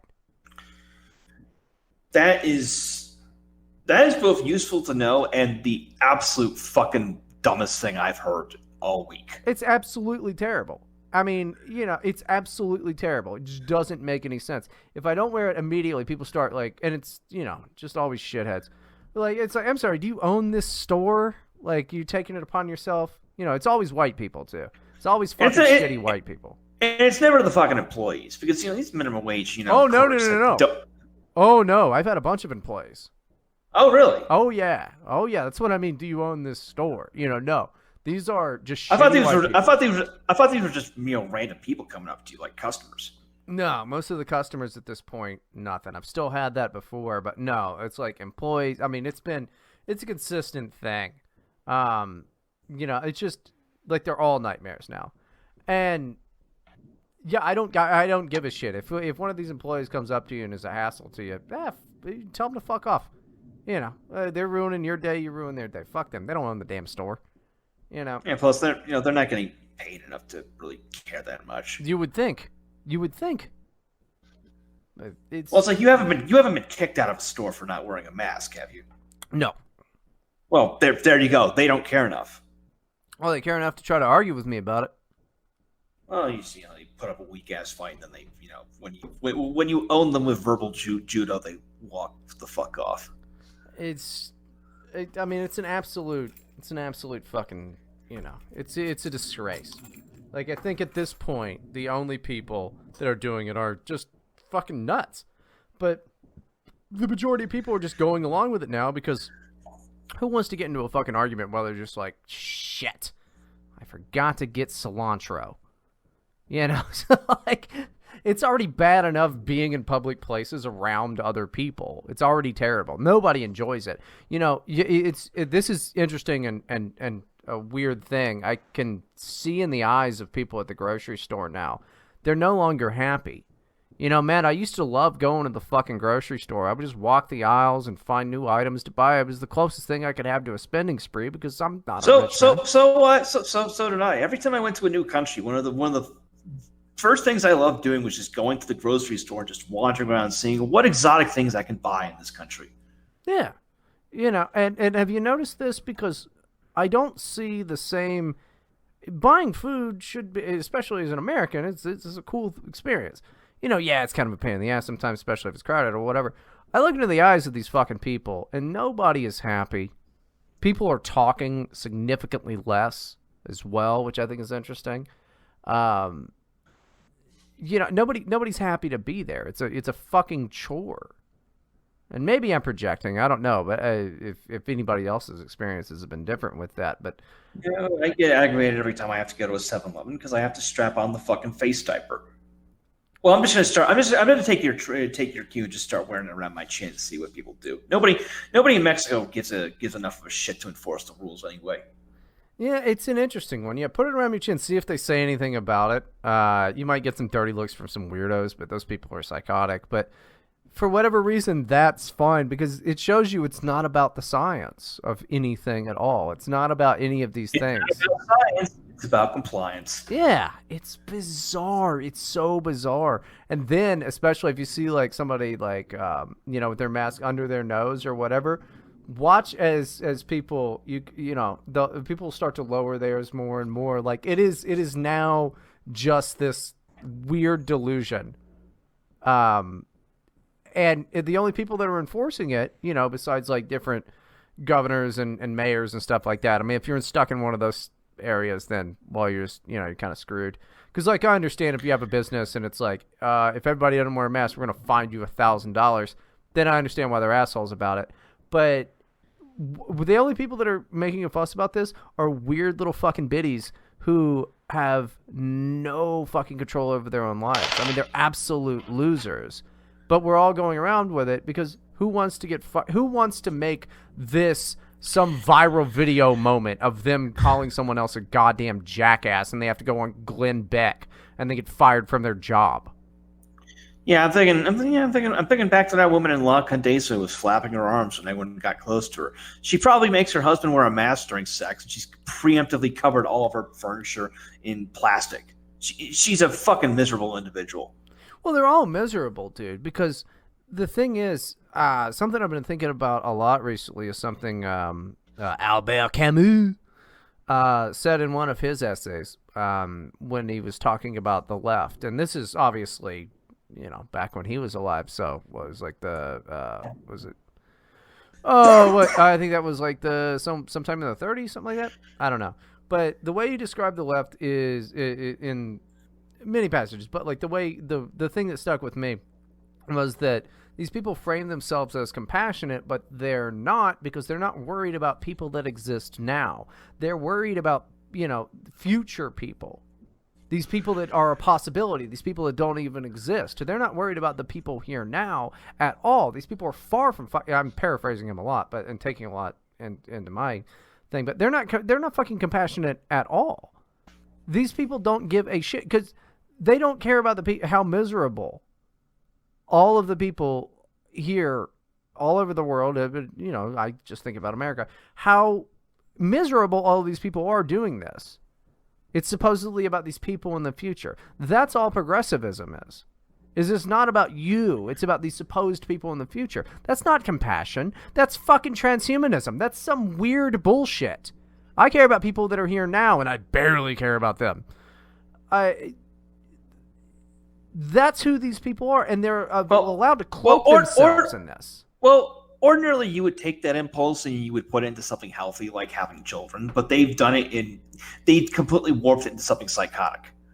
I mean, I wouldn't necessarily say that having children is a righteous or healthy thing to do. I think it's biologically natural, but maybe I've been listening to a little bit too much David Benatar. But I like him. But yeah, no, they would have done something that was not bizarre as shit. Because all these people are unhappy. And it's funny coming from me because I'm very unhappy. But I'm content in it. But it breaks my fucking heart to see who these people are. Like, they're the most spiteful, vindictive, just hate-filled pieces of shit. And this is their one opportunity to feel like they have any type of control over their lives. And the thing is, none of us have control over our lives. So probably just buckle up and accept that. Or you can use the culturally approved and the government approved way of exerting your power onto other people. And it's like in the gayest, most limp-wristed fucking way possible. No offense to gay people. Like, at least those people are dudes. Like, this is all just pathetic. weird people. Just the weirdest. Violinist is the term that I learned from you, and like I think that's kind of what it is. These people are misfits that would have never, ever accomplished anything. It's horrible. These are people who, like, in the natural order of things, would be fucking shining our shoes. Yeah, but I wouldn't make anybody do that. I can shine my own shoes. What, I gotta pay you to shine my fucking shoes? I'll save the money. I know how to shine shoes. Well, they could be doing something worse than that, like cleaning sewers. Yeah, I don't know how to clean a sewer. But yeah, basically, it's people who have nothing fucking going on in their lives, like you said, just relishing power over us because this is the first time in their lives they've tasted power. And it's like it's fucking pathetic. Well, it's like that's the thing, is like I don't like hate them anymore. Like I don't respect my fellow citizens at all. I mean, the way that everybody just is kind of going along with this is. It doesn't. There's no spirit left in these people. It's gone. You know. I don't look at anybody like, oh, you're wearing an American flag T-shirt, but like, you know, you're still just. Doesn't matter. I mean, we've been relegated to like there's two different sides of things. Either you're one of these people, or you know, where are you supposed to shop? Like, oh, well, I get my coffee from the Black Rifle Patriot Supply, Patriot for Patriots, and American flag Patriots. Also, let's keep giving all this money to other countries, and let's still got to care about this corona. Did you hear about the Operation Warp Speed vaccine? Okay, when Trump said it, but not when Biden said it. Patriot. And then you got the other fucking assholes who are just totally nuts. They're like, I'm rebelling against the system. Put on your mask. None of it makes sense. Like everybody, there is no one that I can meet on a daily basis that I would say is, and sounds bad, is my fucking peer. They're not. They're dumb. I'm an idiot. So holy shit, they are real, real dumb. So whatever comes humanity's way, hopefully it's ice storms all over the whole fucking country. And we all just fucking turn to ice. Good. It's horrible to say, but it's true. We fucking deserve it as a species. Bryden is praying for a HAARP malfunction. Yes, please. Can we do that? It's like -7 degrees in some places in Texas. Meanwhile, southern Florida's like 92 degrees. Oh, I'm enjoying it. It's like fucking. It was like 70 degrees in Guadalajara today. I always love laughing at the fucking Southerners whenever they get snow because it's like it's a nice contrast. Like, oh, we gonna get you, damn Yankees. South will rise again. Oh my God, it's 40 degrees out. Whatever shall I do? 3 feet of snow, and their fucking electrical grid couldn't handle the fucking load. It's already buckling. Well, that's some messed up stuff, dude. All this wind power is great and all of that. And I'm like, yeah, I get that Texas doesn't normally freeze like that, but what if it does? So they've got like 4 million people doing rolling brownouts. Like, what the fuck? Probably gonna people who legit freeze to death over this. Yeah, and that's not good. Because I've been in this situation before. When I was in Armenia 2 Christmases ago, I got really fucking sick on the ride in from Tbilisi, and one night, I had the flu. I couldn't do anything but just like sit around and sleep. Province-wide power outage, and all of my heaters were electric, so I was fucking freezing to death for hours and hours until the landlady decided to hook up the generator. That's America now. That's Texas. Because, Armenia is a fucking poor-ass shit country. Yeah. Yeah, but all the Armenians in America drive BMWs. White ones, for whatever reason. My friend. My friend. I give you a good deal on that. I give you a good deal on BMW, my friend. Well, how do you think Armenia became so poor? They took all the money with them. Yeah, and probably also, I imagine the whole country's run on credit card fraud, from what I know of Armenians. So... I mean, great guys or whatever. Never met one I didn't like, but credit card fraud. Holy shit. Gaudy jewelry. I mean, it sounds like a pretty dope place. If Armenia is like all the Armenians I ever met, I definitely want to go clubbing there, my friend. Oh, Armenia is a pretty cool country. I really like it. It's just janky as fuck. Yeah. It's a shame that is really what America's becoming. Like it's an absolute mess. And yet I'm supposed to sit here and be like, "Oh, good. Good thing we beat fascism." I guess. Like, We won. yeah, we won. Now go ahead and go you guys, you kids, go share that one marshmallow by the fucking campfire that used to be our house. Democracy has been preserved. You're not going to get, you're not going to get but you're not going to get any Social Security. It's being cut to pay for your stimulus checks, which, by the way, is a thing that's being floated. Oh god. Are you serious? They're going to get rid of Medicare to fund the stimulus checks. What happened to Medicare for all? You know what happened to it? No refunds, Jack. Oh man, you gotta love that shit. You know what I heard today that just filled me with the sadness. I sent you the link.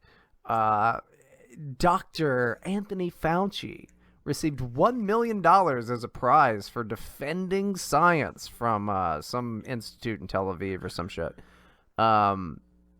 So he heroically stood up to Alex Jones and his herbal supplements. He got $1 million, bro, and like they had to go and try to go through this impeachment shit with where's this whole thing? Where is and you've still got people backing it. You still got people like, yeah, this is better. This is better. I'm like, if anything, it's just kind of the same. Like, there's been some things that I don't like, but it seems rather fucking the same. You're still fucked. Like, where's all these people that need money? My life hasn't changed substantially in the past month or so. I mean, I'm making money. I don't need that money anymore. I mean, it's fucking hilarious. It's a bunch of people are screwed now. They were screwed before. They'll be screwed even harder. But yeah, life is pretty shit still. Yeah, my mental health has declined over the last few months to great extents. But I'm just really coming to peace with the whole idea of it. It's like, oh yeah, actually just accepting that you're going to die isn't good enough. You have to want it. You have to. It's What you're saying is that you're going to start talking like a villain in Metal Gear Solid. Yeah, hopefully I'll make a little bit more sense. If I start sounding like I'm a Metal Gear Solid character, then like I definitely need to hop on some medications or something. I mean, it just the whole thing. The whole thing's an absolute nightmare. And that's, I'm sure, is not going to make the, besides Tucker Carlson or whatever with his big fucking great points or whatever, that's another thing. I think Tucker Carlson might be controlled opposition. Okay, so leave your mean comments in the thing. I'm just calling everything. Who was that guy? That communist writer who just called everything a spook? I know you're talking about. The name's not coming to me. Right. Yeah. So basically, I'm just gonna be like that guy. Everything that I don't like, I'm just gonna call controlled opposition. I'm not even on anybody's side or anything like that. I'm on the side of like, hey, I'm trying to drink over here. Why don't you turn down the music? No, you're on the side of the cyanide pill. Yeah, dude. Like, listen. If we could all just do like, Benatar and Ligotti said, if we could just all look at each other and say, enough of this shit. And slowly stop having children and stop trying. It could be a party. It could be a fucking party. The whole thing would be like, fuck it. Nuclear reactors going off. Who gives a shit? It doesn't matter. We stop making energy. Who gives a fuck? I'm sure we have like 10 more years worth. It's fine. We just stop making it. Who gives a shit? In 10 years, or you could be like that. I would love to live a David Bowie song. 5 years. That's all we've got. We've got 5 years. Let's do that. Let's do that. That beats the shit off of this fucking idea that like I have to live for like one more day. Just let's all look at each other, nod, and go, it's about enough of this. And then we just smoke cigarettes, drink alcohol, party in the streets, and die. We could all just brothers hand in hand. So you're saying you're looking at 5 years and also Mott the Hoople, all the young dudes? Yes. Yes. All the young dudes carry the news. Yes. See, imagine what a different and better world that would be for the majority of people, right? Now, like the elites or whatever, they're going to have to speed up their mission to Mars. Man, we're doing a whole bunch of Bowie stuff. But they're going to have to do that whole thing. You know, they can all go, Elon and all of those fucking assholes, they can all go to Mars. I don't give a shit. Is there life on Mars? No, it's just a bunch of stupid cunts. That's who's on Mars now. And then what are they going to do without us? I'm a space communist. I'm like what is it, like nihilisto-communist. That's what I'll call myself. Is like, we ought to just fucking party instead and then like just watch the world burn. I think that's probably going to end up being the title of the show. I'm not sure if I can put cyanide pill on YouTube. Yeah. Might not be a good idea. Oh God, I mean, I just don't see where I'm wrong, man. I don't see where I'm wrong. Anybody you ask is going to tell you like, yeah, shit's not good. And there's people that would say like, you know, God wouldn't put us here. We are the people that are meant to deal with all of it. And I'm like, yeah. Or you could just like, you know, party in the streets with me and we'd just be like, oh man, fuck. Hey guys, this guy used to work at the dam. He stopped going to work. Oh no, what's gonna happen? Oh no. And just, you know, just watch as we all just party in the streets and drop one by one like flies. You know, it's it sounds like a better way to go out than just working a shitty job and worrying about like friendships and you know, business connections and like worrying about the government and all that. Nope, let's just all just grab some 40s and get into the fucking street and drink. And bathing. Yeah. Paying your bills. Exactly. I mean, I'm sorry. Like all of this COVID stuff's going on. Why the hell do I still have to pay taxes? I don't know how safe it is for me to fucking pay taxes. We had to make special arrangements to vote. I'm not allowed to do anything that I usually would like to do, but yet we still have to fucking pay taxes. So why does that not click in anybody's stupid little noggins? You know? Nobody's ever answered my question. Like, if the government can just print money to pay its bills, why do we have to pay taxes? Yeah, just fucking, you know, pay your own fucking bills. Jerome Powell over there. Like, oh yeah, we just buy back bonds, we flood the money with system, and it's like, why don't you flood my fucking wallet with a little bit of money, bitch? Good Lord. Yeah. How about you? How about you pull yourself up by your bootstraps, Mr. Federal Reserve? Yeah, it's fucking irritating because it's like, you know, like economically speaking, no, all of this shit is fucking terrible. Like, if you want to be realistic and not do a joke about it, oh yeah, all this shit's terrible. But we are literally beyond the point. I was calling the point last year of like, this was already bad. This is going to be even worse now. Please don't do this. Oh my God, they're doing it. And then now I'm like, yeah, fuck it. No, the dollar's dead. This is unstoppable at this point. This is all going to collapse. It's really bad. And nobody will listen to me, and that's fine. And then, like, I'm going to stand around the campfire with the rest of you as we share one Hershey's Kiss that we melted. And I'm going to go, fuck, told you. Yeah, you know what it's like? It's like that episode of Hey Arnold where, you know, Helga and Arnold go to the French restaurant, and she realizes she has the coupon for the wrong restaurant. So she just starts ordering more food yeah. to try and cover for the fact that she can't pay her bill. Yeah, that's a good old sitcom story. Yeah, it's just like you don't know what to do, so you keep ordering more food. You're just digging yourself into a fucking hole. Yeah, that's all it is. And it's like, it's horrible, Matt. It's fucking horrible. Because, like, I know nobody listens to this motherfucking thing, but we've been screaming about this for a year. And I know I've been fucking yelling as soon as they were like stimulus checks. I'm like, oh, that's fucking obviously a bad idea. Just open the economy instead. You know, and they were like, no, here's a small amount of money. Now I'm like, fuck it. Give everybody 40, 50 grand. Who cares? Who gives a shit at this point? The money's worthless. Like, it's going to just become worthless. It doesn't fucking matter. us into the stock market or Bitcoin, and then actually have a something. I wouldn't do shit in the fucking stock market if things get that bad. That's gonna crash down. Bitcoin, they're gonna fuck that too. There's a bubble coming there, I think, but I don't know. I've been wrong before.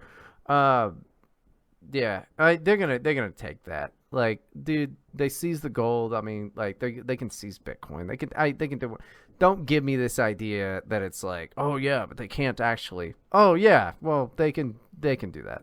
Like, I mean, we're living in a dying empire, and everybody fucking knows it, and it's really irritating because it's like, what a gay time to be alive. All I ever wanted to do was just tell jokes. All I ever wanted to do from the moment I was a kid growing up, I just wanted to be a comedian. Now I'm too fucking sad to be a comedian. I'm not even funny on purpose anymore. It's just funny to watch somebody struggle to comprehend why they get up in the morning, and that's why people think that I'm funny. It's terrible. Yeah, I guess. And this is totally unrelated, but I just saw on Twitter, there's apparently a show on TLC called 1,000-Pound Sisters. Yes, I need to watch that now. That's fucking awesome. I take back everything I said. Apparently, a new episode premiered about an hour ago. So, and apparently they're not 1,000 pounds each. They're 1,000 pounds combined, which I guess makes sense. Would it even be physically possible for someone to be 1,000 pounds? I think your bones would just snap at some point. No, they don't move, dude. 1,000 pounds. But the premise is that they're trying to lose enough weight so that they can qualify for lap band surgery. Lap dance surgery. That's a name for the show I could use. So no, there have been.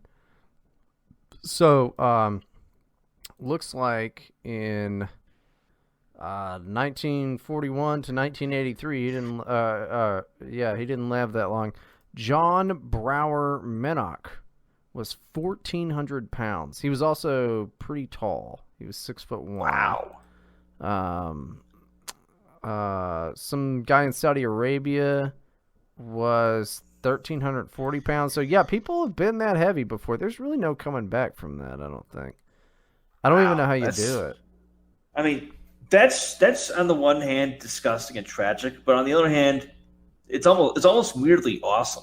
Yeah, he still had 2 kids and a wife. So he must have literally looked like Jabba the Hutt. Yeah, he didn't look great. He didn't look so good. Yeah. He didn't look good. But yeah, he had 2 kids and a wife. So think about that. You fucking goobers. Yeah, that's 1,000 pounds. See, if I weighed 1,000 pounds, I'd be like, if I weighed 1,400, I'd be like, yeah, I'm 1,400 pounds. 400 pounds of it is all dick. He probably, there was no way that man had seen his penis for years. Unless he had a really big dick. That'd be hilarious if it was 400 pounds worth of dick. He's just walking around. Yeah. He's got a big penis. But yeah, no, I guess 1,400 pounds. That's where people max out. And what's weird, dude, is like everybody, like, your skeleton's roughly about the same size, like different like lengths and stuff like that or whatever. But like, it's not like he had like a really fat skeleton. It was just in there. It was just living in there. That's rough. I hate that for him. Well, I mean, he's dead. Yeah, I mean, I always wonder about the mechanics about how people. I always wondered about the mechanics of people getting that fucking fat. Like, how fucking inert do you have to be? Because inevitably, like, just going about your daily life, you're going to burn some calories walking around, doing basic shit. Well, buddy, he probably hadn't walked for 1,000 pounds. I mean, he was, I would imagine, immobile for most of his life. That makes sense. I mean, yeah, you don't. Like, have you seen somebody who's 400 pounds? Like, that makes sense. There's a whole fucking show like My 600 Pound Life or whatever, and a lot of those guys aren't 600 pounds. But yeah, like 400 pounds. That's a lot. That's a lot to be. Now, there's some guys that are like real buff and like big and tall and shit like that, and they're like 3 something. But they're still big guys. What's your like 400? What's your 500 pounds? There's no guy who is not Colossus from X-Men, who is more than 5. Like that's a lot. So yeah, they aren't moving. And then it just adds up, and then you got the psychological aspect because it's like they're like, oh, I'm already this far gone. I should never. There's no reason to even try, so it just goes and goes. There's all the physical stuff that comes along with it, like obviously lack of sex appeal and health problems. But there used to be a blog called God Hates Fat People, and one of the stories on it, like I remember this day because it made me sick. It was a story about how, like in high school, like it was from some kid who played video games with this guy who weighed like 300. This kid weighed like 380 pounds, and when this kid went to the bathroom to take a shit, he would take a barf bucket with him. It was like, what the fuck do you need a barf bucket for? Well, bacteria and all this shit in his fat folds. He couldn't properly clean himself.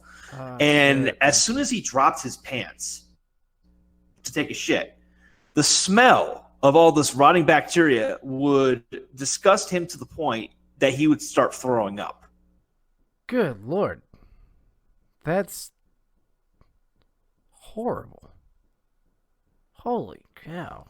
Wow, jeez. Well, that's not good. It's absolutely fucking atrocious. Oh man. Yeah, see, I don't believe people that think that anything is good in the world. I mean, that's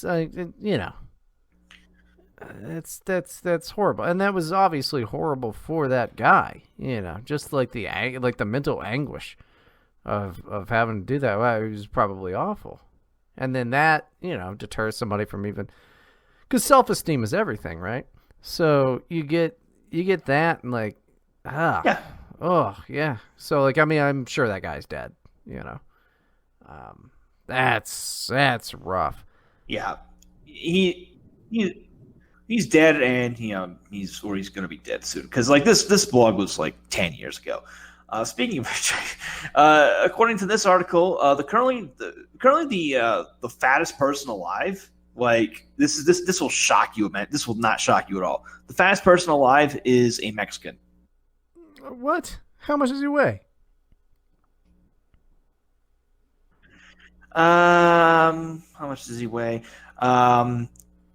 Initially reported to weigh 1,105 pounds. Whoa, míos Dios. Well,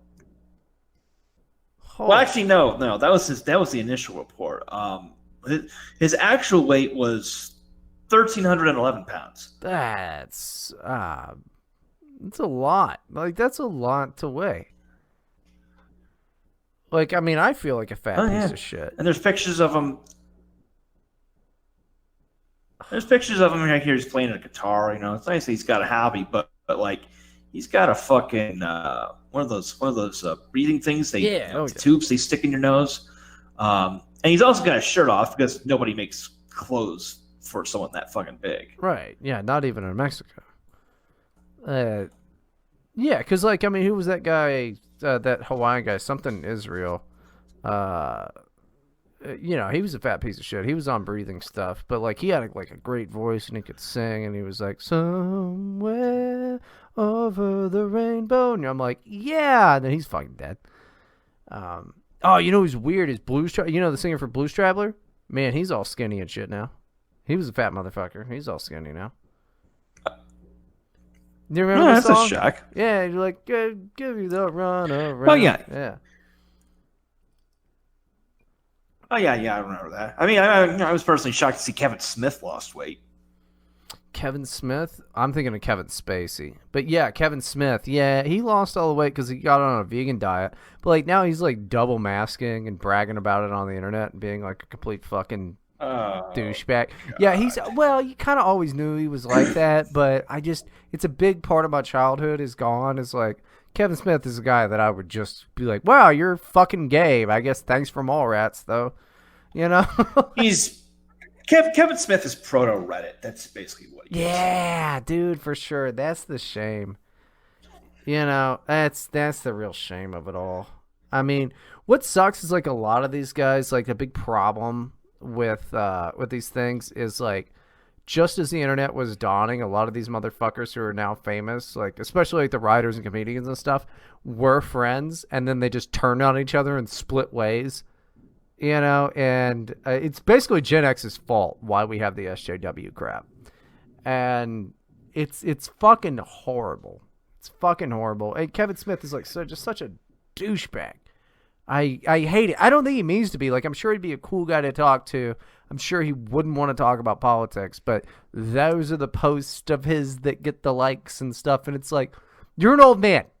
Just stop. Just talk about fucking Spider-Man and Batman and shit. I hate him. I hate that I hate him too, because like An Evening with Kevin Smith is a fucking amazing film to watch. An Evening Harder, also good. You know, these are good things. I mean, Clerks is fucking incredible. Clerks 2 even is good. But, God, he's just such a douchebag now. Hate it. I mean, I always thought that was fun. I thought that was fucking incredible. He managed to fucking sell DVDs of himself talking to his fans. Yeah, but it's really... That's a pretty incredible grift. No, it's not a grift, dude. People overuse grift. If somebody pays for entertainment, it's not a grift. It's only a grift if people are paying for salvation. Have you seen An Evening with Kevin Smith? It's fucking hilarious. It's like, it's really funny. He tells a bunch of funny stories. It's just stand-up. I saw it. I thought it was funny. I'm just saying it's a grift. It's not a bad grift. How is it a grift? And I'm not even dissing him. I'm not even dissing him for doing it. Like, I'm just saying the straight facts here. I'm saying the straight facts, homie. No, yeah, and you're wrong, because people paying for entertainment is not a grift. That's people paying for entertainment. Grift is thrown around entirely too much, and I think it's terrible. Also, streamlabs.com/Bryden Proctor.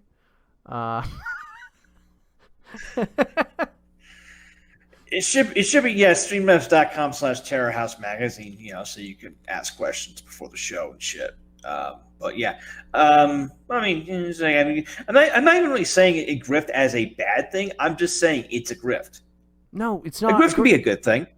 It can't be. That's the whole purpose. Dude, the antique violin is a grift. What do you? No, people paying for entertainment is not a grift. I'm gonna go take a piss, and if you're fine with it, we're gonna keep going longer on this one, another fucking 20 minutes.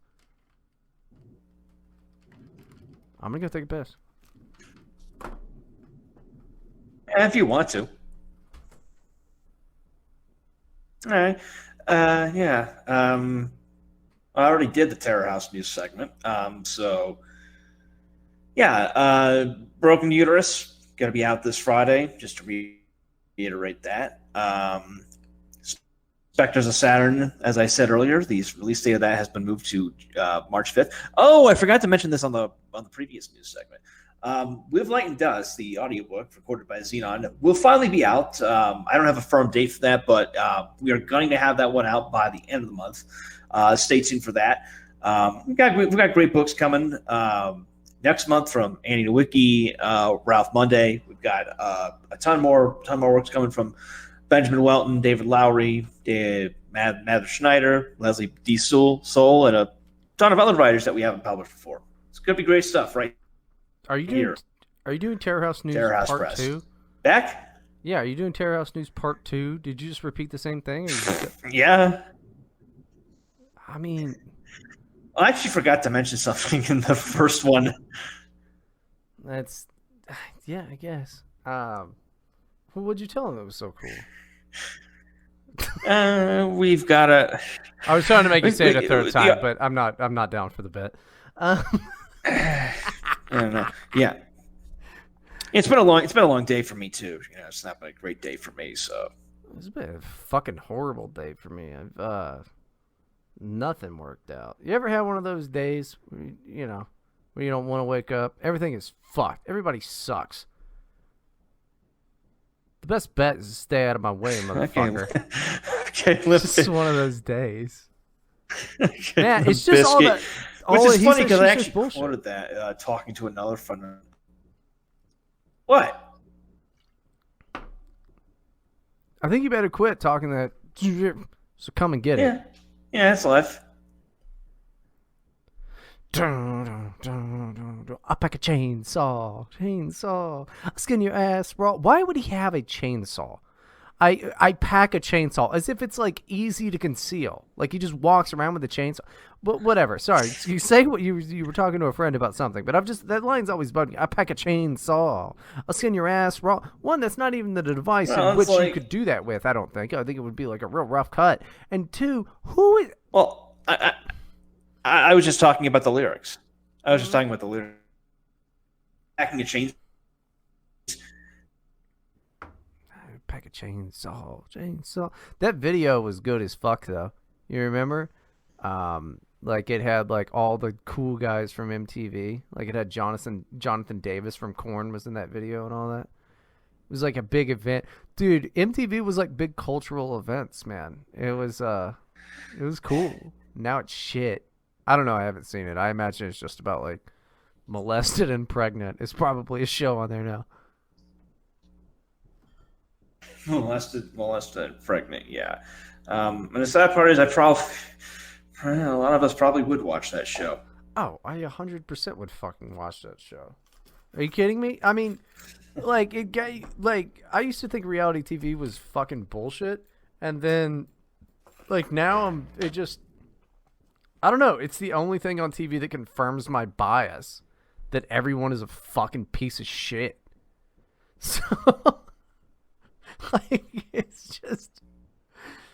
I wonder how much reality TV has to do with the way people view the fucking world now. Because, like, these kids have grown up on it. This was a new development when we were growing up. Yeah. I mean, reality TV came around, in the mid-aughts, stuff like The Real World and, what was the other one?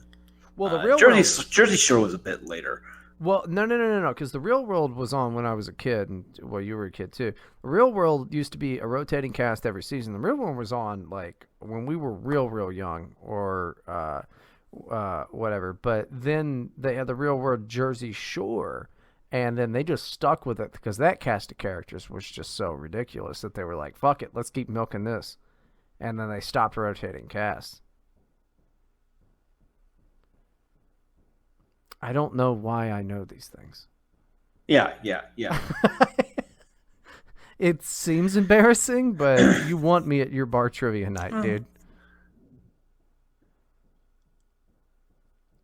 Of course, we don't have bar trivia anymore. Yeah. I too have you would have killed it on Jeopardy.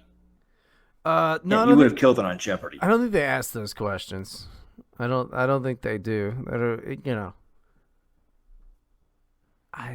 think they ask that. Maybe they do now. Jeopardy in the future is going to look real fucking stupid.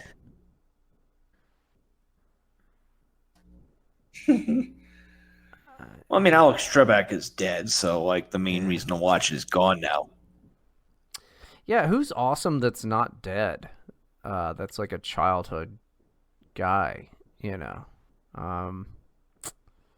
Keith Richards still kicking, which is hilarious.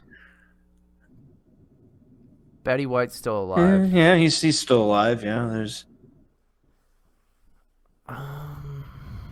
Joan Rivers. No, wait, she's dead. She's dead. Yeah, she died before Trump got in office. She got into trouble before she died because she said that Michelle Obama was a man, and Joan Rivers died getting cosmetic surgery, which I think she would have thought would be hilarious. She was one of the only funny women ever. She was fucking hilarious. Joan Rivers is so funny. Wait, she died during surgery? Yep, cosmetic surgery. She would have loved it. She would have thought it was the funniest fucking thing. Nothing suspicious about that at all. Well, no, she was always getting cosmetic surgery, man. I mean, you can only have so much of that stuff, man. Like, it's not like There's this myth that Yeah, like I mean, cosmetic surgery is not dangerous. It's still surgery, dude. Like there can be complications and you can die.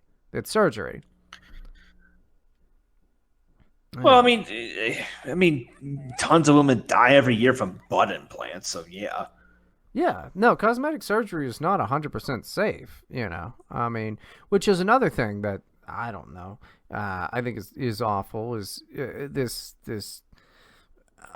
like love of cosmetic surgery, like not love, this like promotion of like cosmetic surgeries and especially like sexual reassignment surgery and stuff, especially when people are like going overseas to get it. It's like, yeah, you could fucking die, dude. Like it's not like anytime they open you up and you know, like your body's not supposed to be cut open, right? Like you can die. You can straight up die. Yeah.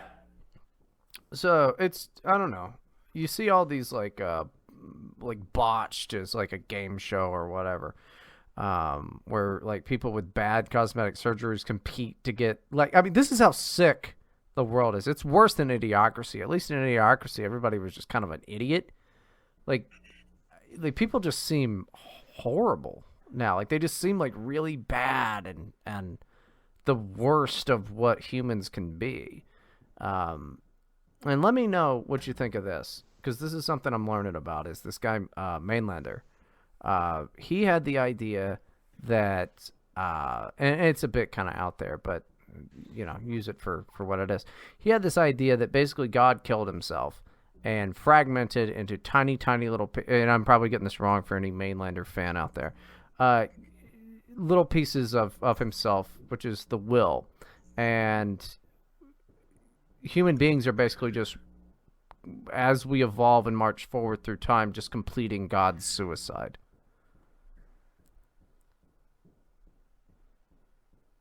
Ain't that some of the most goth ass shit That's you've like ever a really heard, bro? dark version of the law.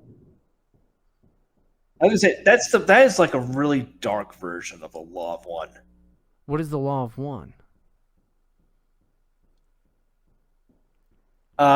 It's this new age belief about the world that came about in the 80s. The idea that I've talked about this with you before, I'm pretty sure. Basically, that all of creation is part of infinite intelligence. You know, that's God, as it were, and we're all subconsciously striving to reunite with infinite intelligence, and the fundamental elements of, I think, were our love and light, and there's something else. It's a very cheery and, you know, weird way to look at the world. The idea of God killing himself and us completing God's suicide for the will is kind of like infinite intelligence, but flipped on its head and made really morbid. Yeah, I think if you take all the dumb little metaphysics stuff out of it, I think you could like line it up and it makes sense. Though, why are people, it seems, getting worse and worse and worse? It does seem to me, if you look at everything that people do, it does seem like people want to die out as a species. So I don't know if it's God's suicide, but like I do think that all beings probably come to a natural end, and I think that maybe that's part of our programming. Maybe that's what we're supposed to do, is we are supposed to march towards our extinction. Now, I prefer that we just partied in the streets and grabbed some 40s and just fucking like watched dams break and we're like, oh no, and just, you know, smoked weed. But I think we're probably going to get to there in a way less fun way. Yeah, I mean, the ancient Greeks had their own view on this. They believed that humanity had gone through 5 ages. You know, there was the Golden Age, you know, which was the best age, you know, when the gods created everything and everyone was happy. Then there was the Silver Age, which was a little shittier, but not too much. It was still pretty good. Then there was the Bronze Age, which you know, was a downgrade from the Silver Age, but it wasn't too bad. Then there was the Age of Heroes, which was the era of you know, Odysseus, Achilles, you know, the Trojan War, etc. You know, the era of myth. And then there was the Iron Age, in which basically humanity was fucking doomed. You know, sons would betray their fathers, people would fucking betray each other. They just get worse and worse. And that was the era they believed that they were living in, the Age of Iron. So basically, somebody was fucking Nietzsche, dude. Somebody wrote some shit that was like, because this is all Nietzsche has said. Nietzsche was like, you know, and people give him all this fucking undue credit for, be like, oh, nihilist. He wasn't a nihilist. He didn't like nihilism at all. And it's very annoying when I say edgy and goth bullshit that people are like, oh, Nietzsche. And it was like, actually, I read way worse shit than that, idiot. But like Nietzsche talked about this. He was like, yeah, God is dead and we're in fucking trouble now. That was his whole point when he was saying that. And that's what he means. When he's like, this is horrible now. People don't believe in God anymore. So what is going to happen to humanity? And I think we're saying it. I think we're seeing it because there is no God for people anymore. Now, I don't know if this is the end of people as a species. I think we're probably a little infinite, but I mean, who knows? I don't know. Dinosaurs might have been sitting around, talking. I don't know what they were up to. Probably not that, but they might have been. Who knows? And then we don't see many dinosaurs anymore, but we do see chickens and alligators. So maybe we'll go back to living in the water. That sounds cool. Yeah, water's pretty nice, particularly this time of year. I'm not a fan. I don't like swimming or anything like that.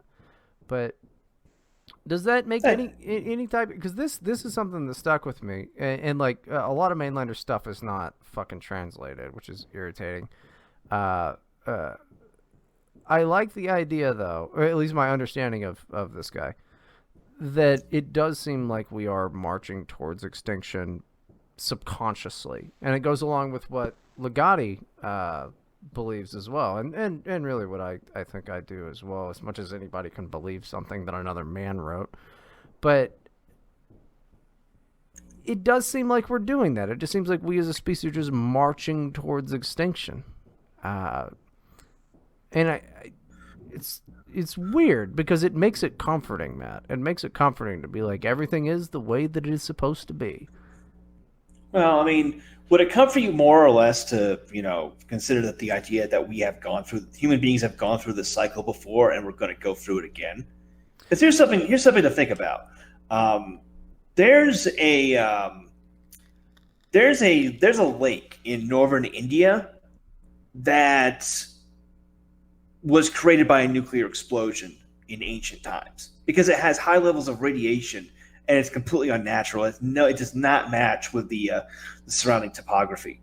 And then if you read like the Bhagavad Gita, which is one of the oldest fucking texts in the world and one of the foundational documents of Indian culture, there are descriptions in it that sound like nuclear weapons. In fact, J. Robert Oppenheimer claimed that he had been inspired by reading the Bhagavad Gita to invent nuclear weapons. See, that makes me less comforted.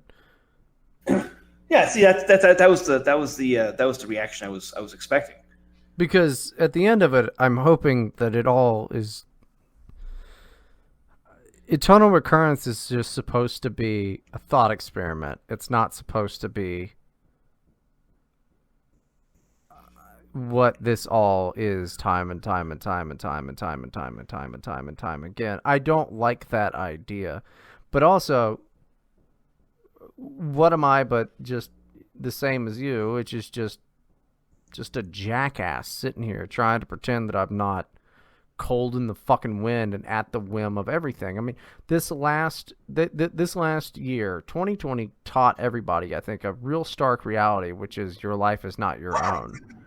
And I wonder how many people went on real deep dives of how much they're controlled, not only by the government, but by their own instincts and things like that, and just really their own biology. To have to do it all over again, I mean, it really sounds horrible. The only thing that can keep me going is the thought that it can't last forever, But if it does, holy cow. You're going to find time and time and time and time and time and time again, you're going to find my swollen fucking carcass just floating in a lake as I drive my car into the river with the seatbelt on. I don't know why there's something weirdly comedic about that image. Well, yeah, because I'd be fatter than I am now. It's It's rough. I'm visualizing you looking like the fat kid in Willy Wonka Yeah. who drowns in the chocolate river. Yeah, or Veruca Salt who blows up with the blueberry. You know, same thing. She wasn't the one who blew up. Veruca Salt was the one who fell through the fucking. It was the other one who blew up with the blueberry. Oh, yeah, I don't know. I haven't watched that shit forever. Dude, Gene Wilder was a fucking beast, though. I mean, He's a great actor. yeah. It was that he did that movie with Richard Pryor. What the hell was that movie? The Wild Wild West movie. Blazing Saddles. Blazing Saddles is up. Yeah, Mel Gibson. Great fucking movie. Dude, Mel Gibson. That is one of the funniest damn things. It's not Mel Gibson. It's Mel something. Oh yeah, not Mel Gibson. Mel Brooks. Mel Brooks. Yeah. Yeah. Mel Gibson. Yeah, Mel Gibson probably wouldn't like Mel Brooks that much. Mel Brooks. Yeah, Mel Brooks. He's still alive, by the way. That's amazing. Mel Brooks is still fucking alive. That's another thing that's weird. Is like, you don't want to die too young, but you also don't want to, I mean, for fuck's sake, 90? That's old, dude. 50, 94. too young to go. 94, too old. That's just, I mean, I guess he's had a pretty good life. You know, I don't know how beloved he is, you know, by the new crowd, this new generation of terrible little pieces of shit. But, and I do mean that. If you are, what do they call themselves, Zoomers, you know, if you're a Zoomer, which I think is gay as fuck, Gen Z, all this shit, you're a little piece of shit, and I don't like you. Don't ever fucking try to talk to me at all. I don't like you. I kick you out of my chats. I don't like these kids. I don't like them. You know, I don't like them. Even if you think you're one of the special ones that's not like the rest, you are. You're a fucking joke. Go hang out with those fucking assholes. Get off my internet. I hate them, Matt. I swear to God, I hate them. I hate them so much. Like, is ageist a good like, I mean, I'm not even, you know, I will take a 30-year-old black dude over a fucking, you know, 20-year-old white kid that agrees with me on all of my politics. I'd be like, I will take a 30-year-old fucking black liberal who like voted for friggin' Kamala Harris over some 20-year-old fucking white kid that agrees with me.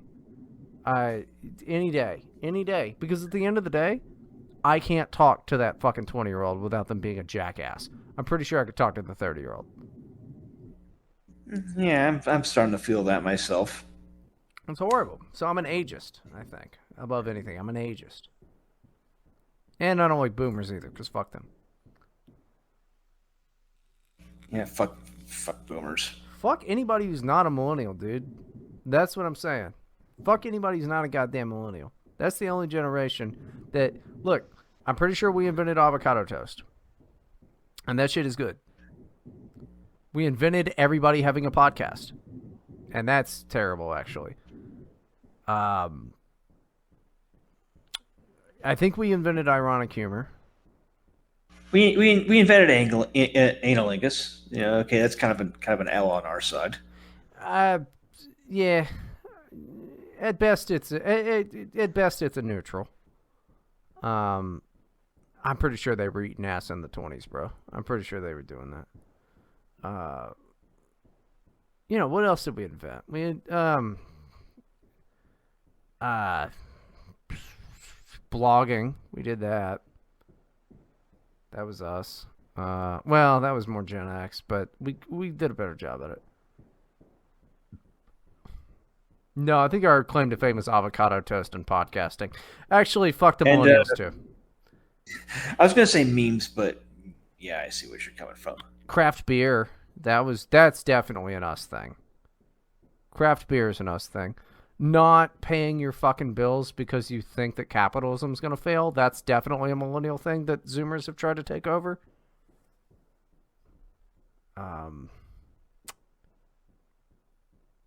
Debt. Being scared of credit cards and then not being scared of credit cards.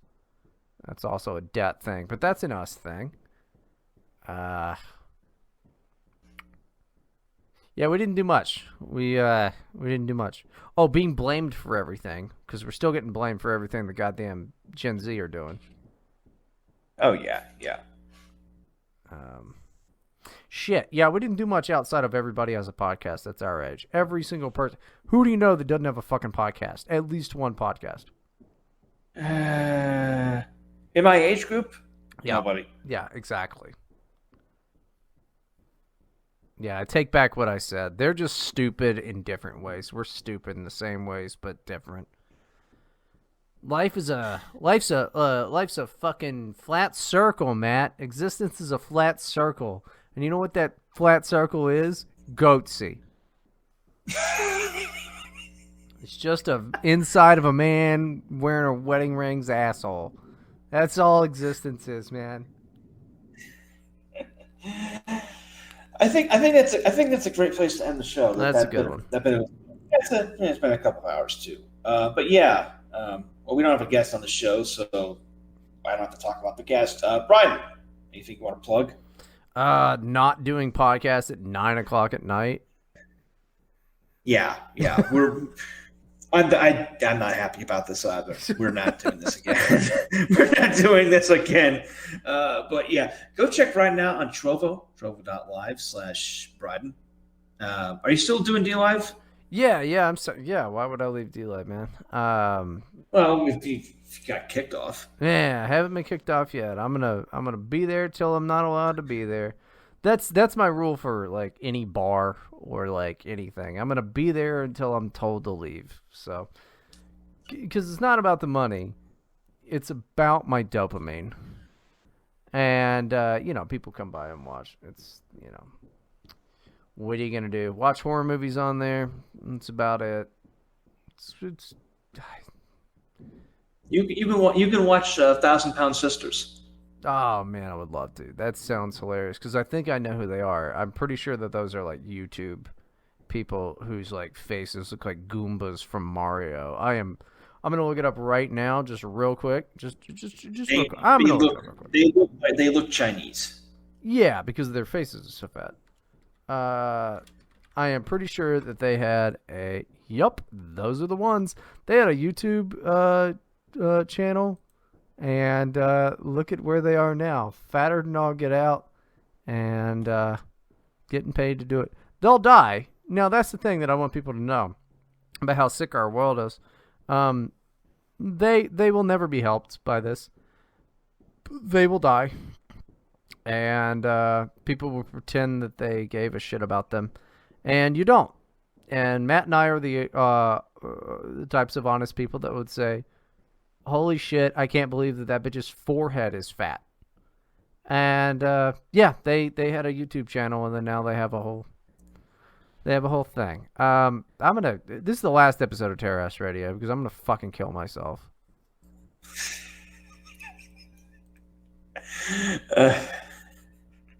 I shouldn't be laughing at that, but because one of these days it's gonna be true.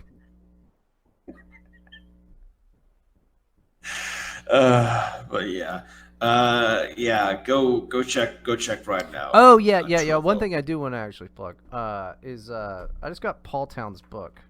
It is The Secret, and I'm only a few pages in, and this shit is fucking hilarious and pretty good. So get Paul Town's book. I haven't read that yet. I bet that's on my list. But yeah, it's good. Go check out Paul Town's books. He's a funny guy. He's a good guy. But yeah, that's, go check out Brian's stuff. My website's mattforney.com. You can find all my shit in the links as well. And that'll do it for this episode of Terror House Radio. Be sure to check in every day. Terror House Magazine, terrorhousemag.com. Our books are at Terror House Press, terrorhousepress.com. Social media links in the description. And of course, you can always check out past episodes of the show at terrorhouseradio.com. Broken Uterus by Kai Jantan, translated by Xenon, coming this Friday, February 19th. Terror House Radio is produced by Bryden Proctor and presented by Jugs. Intro music by Meme Extremist. Illegit Non-Coverundum. Don't the bastards grind it down. I'm Matt Forney with Bryden Proctor, and we are out.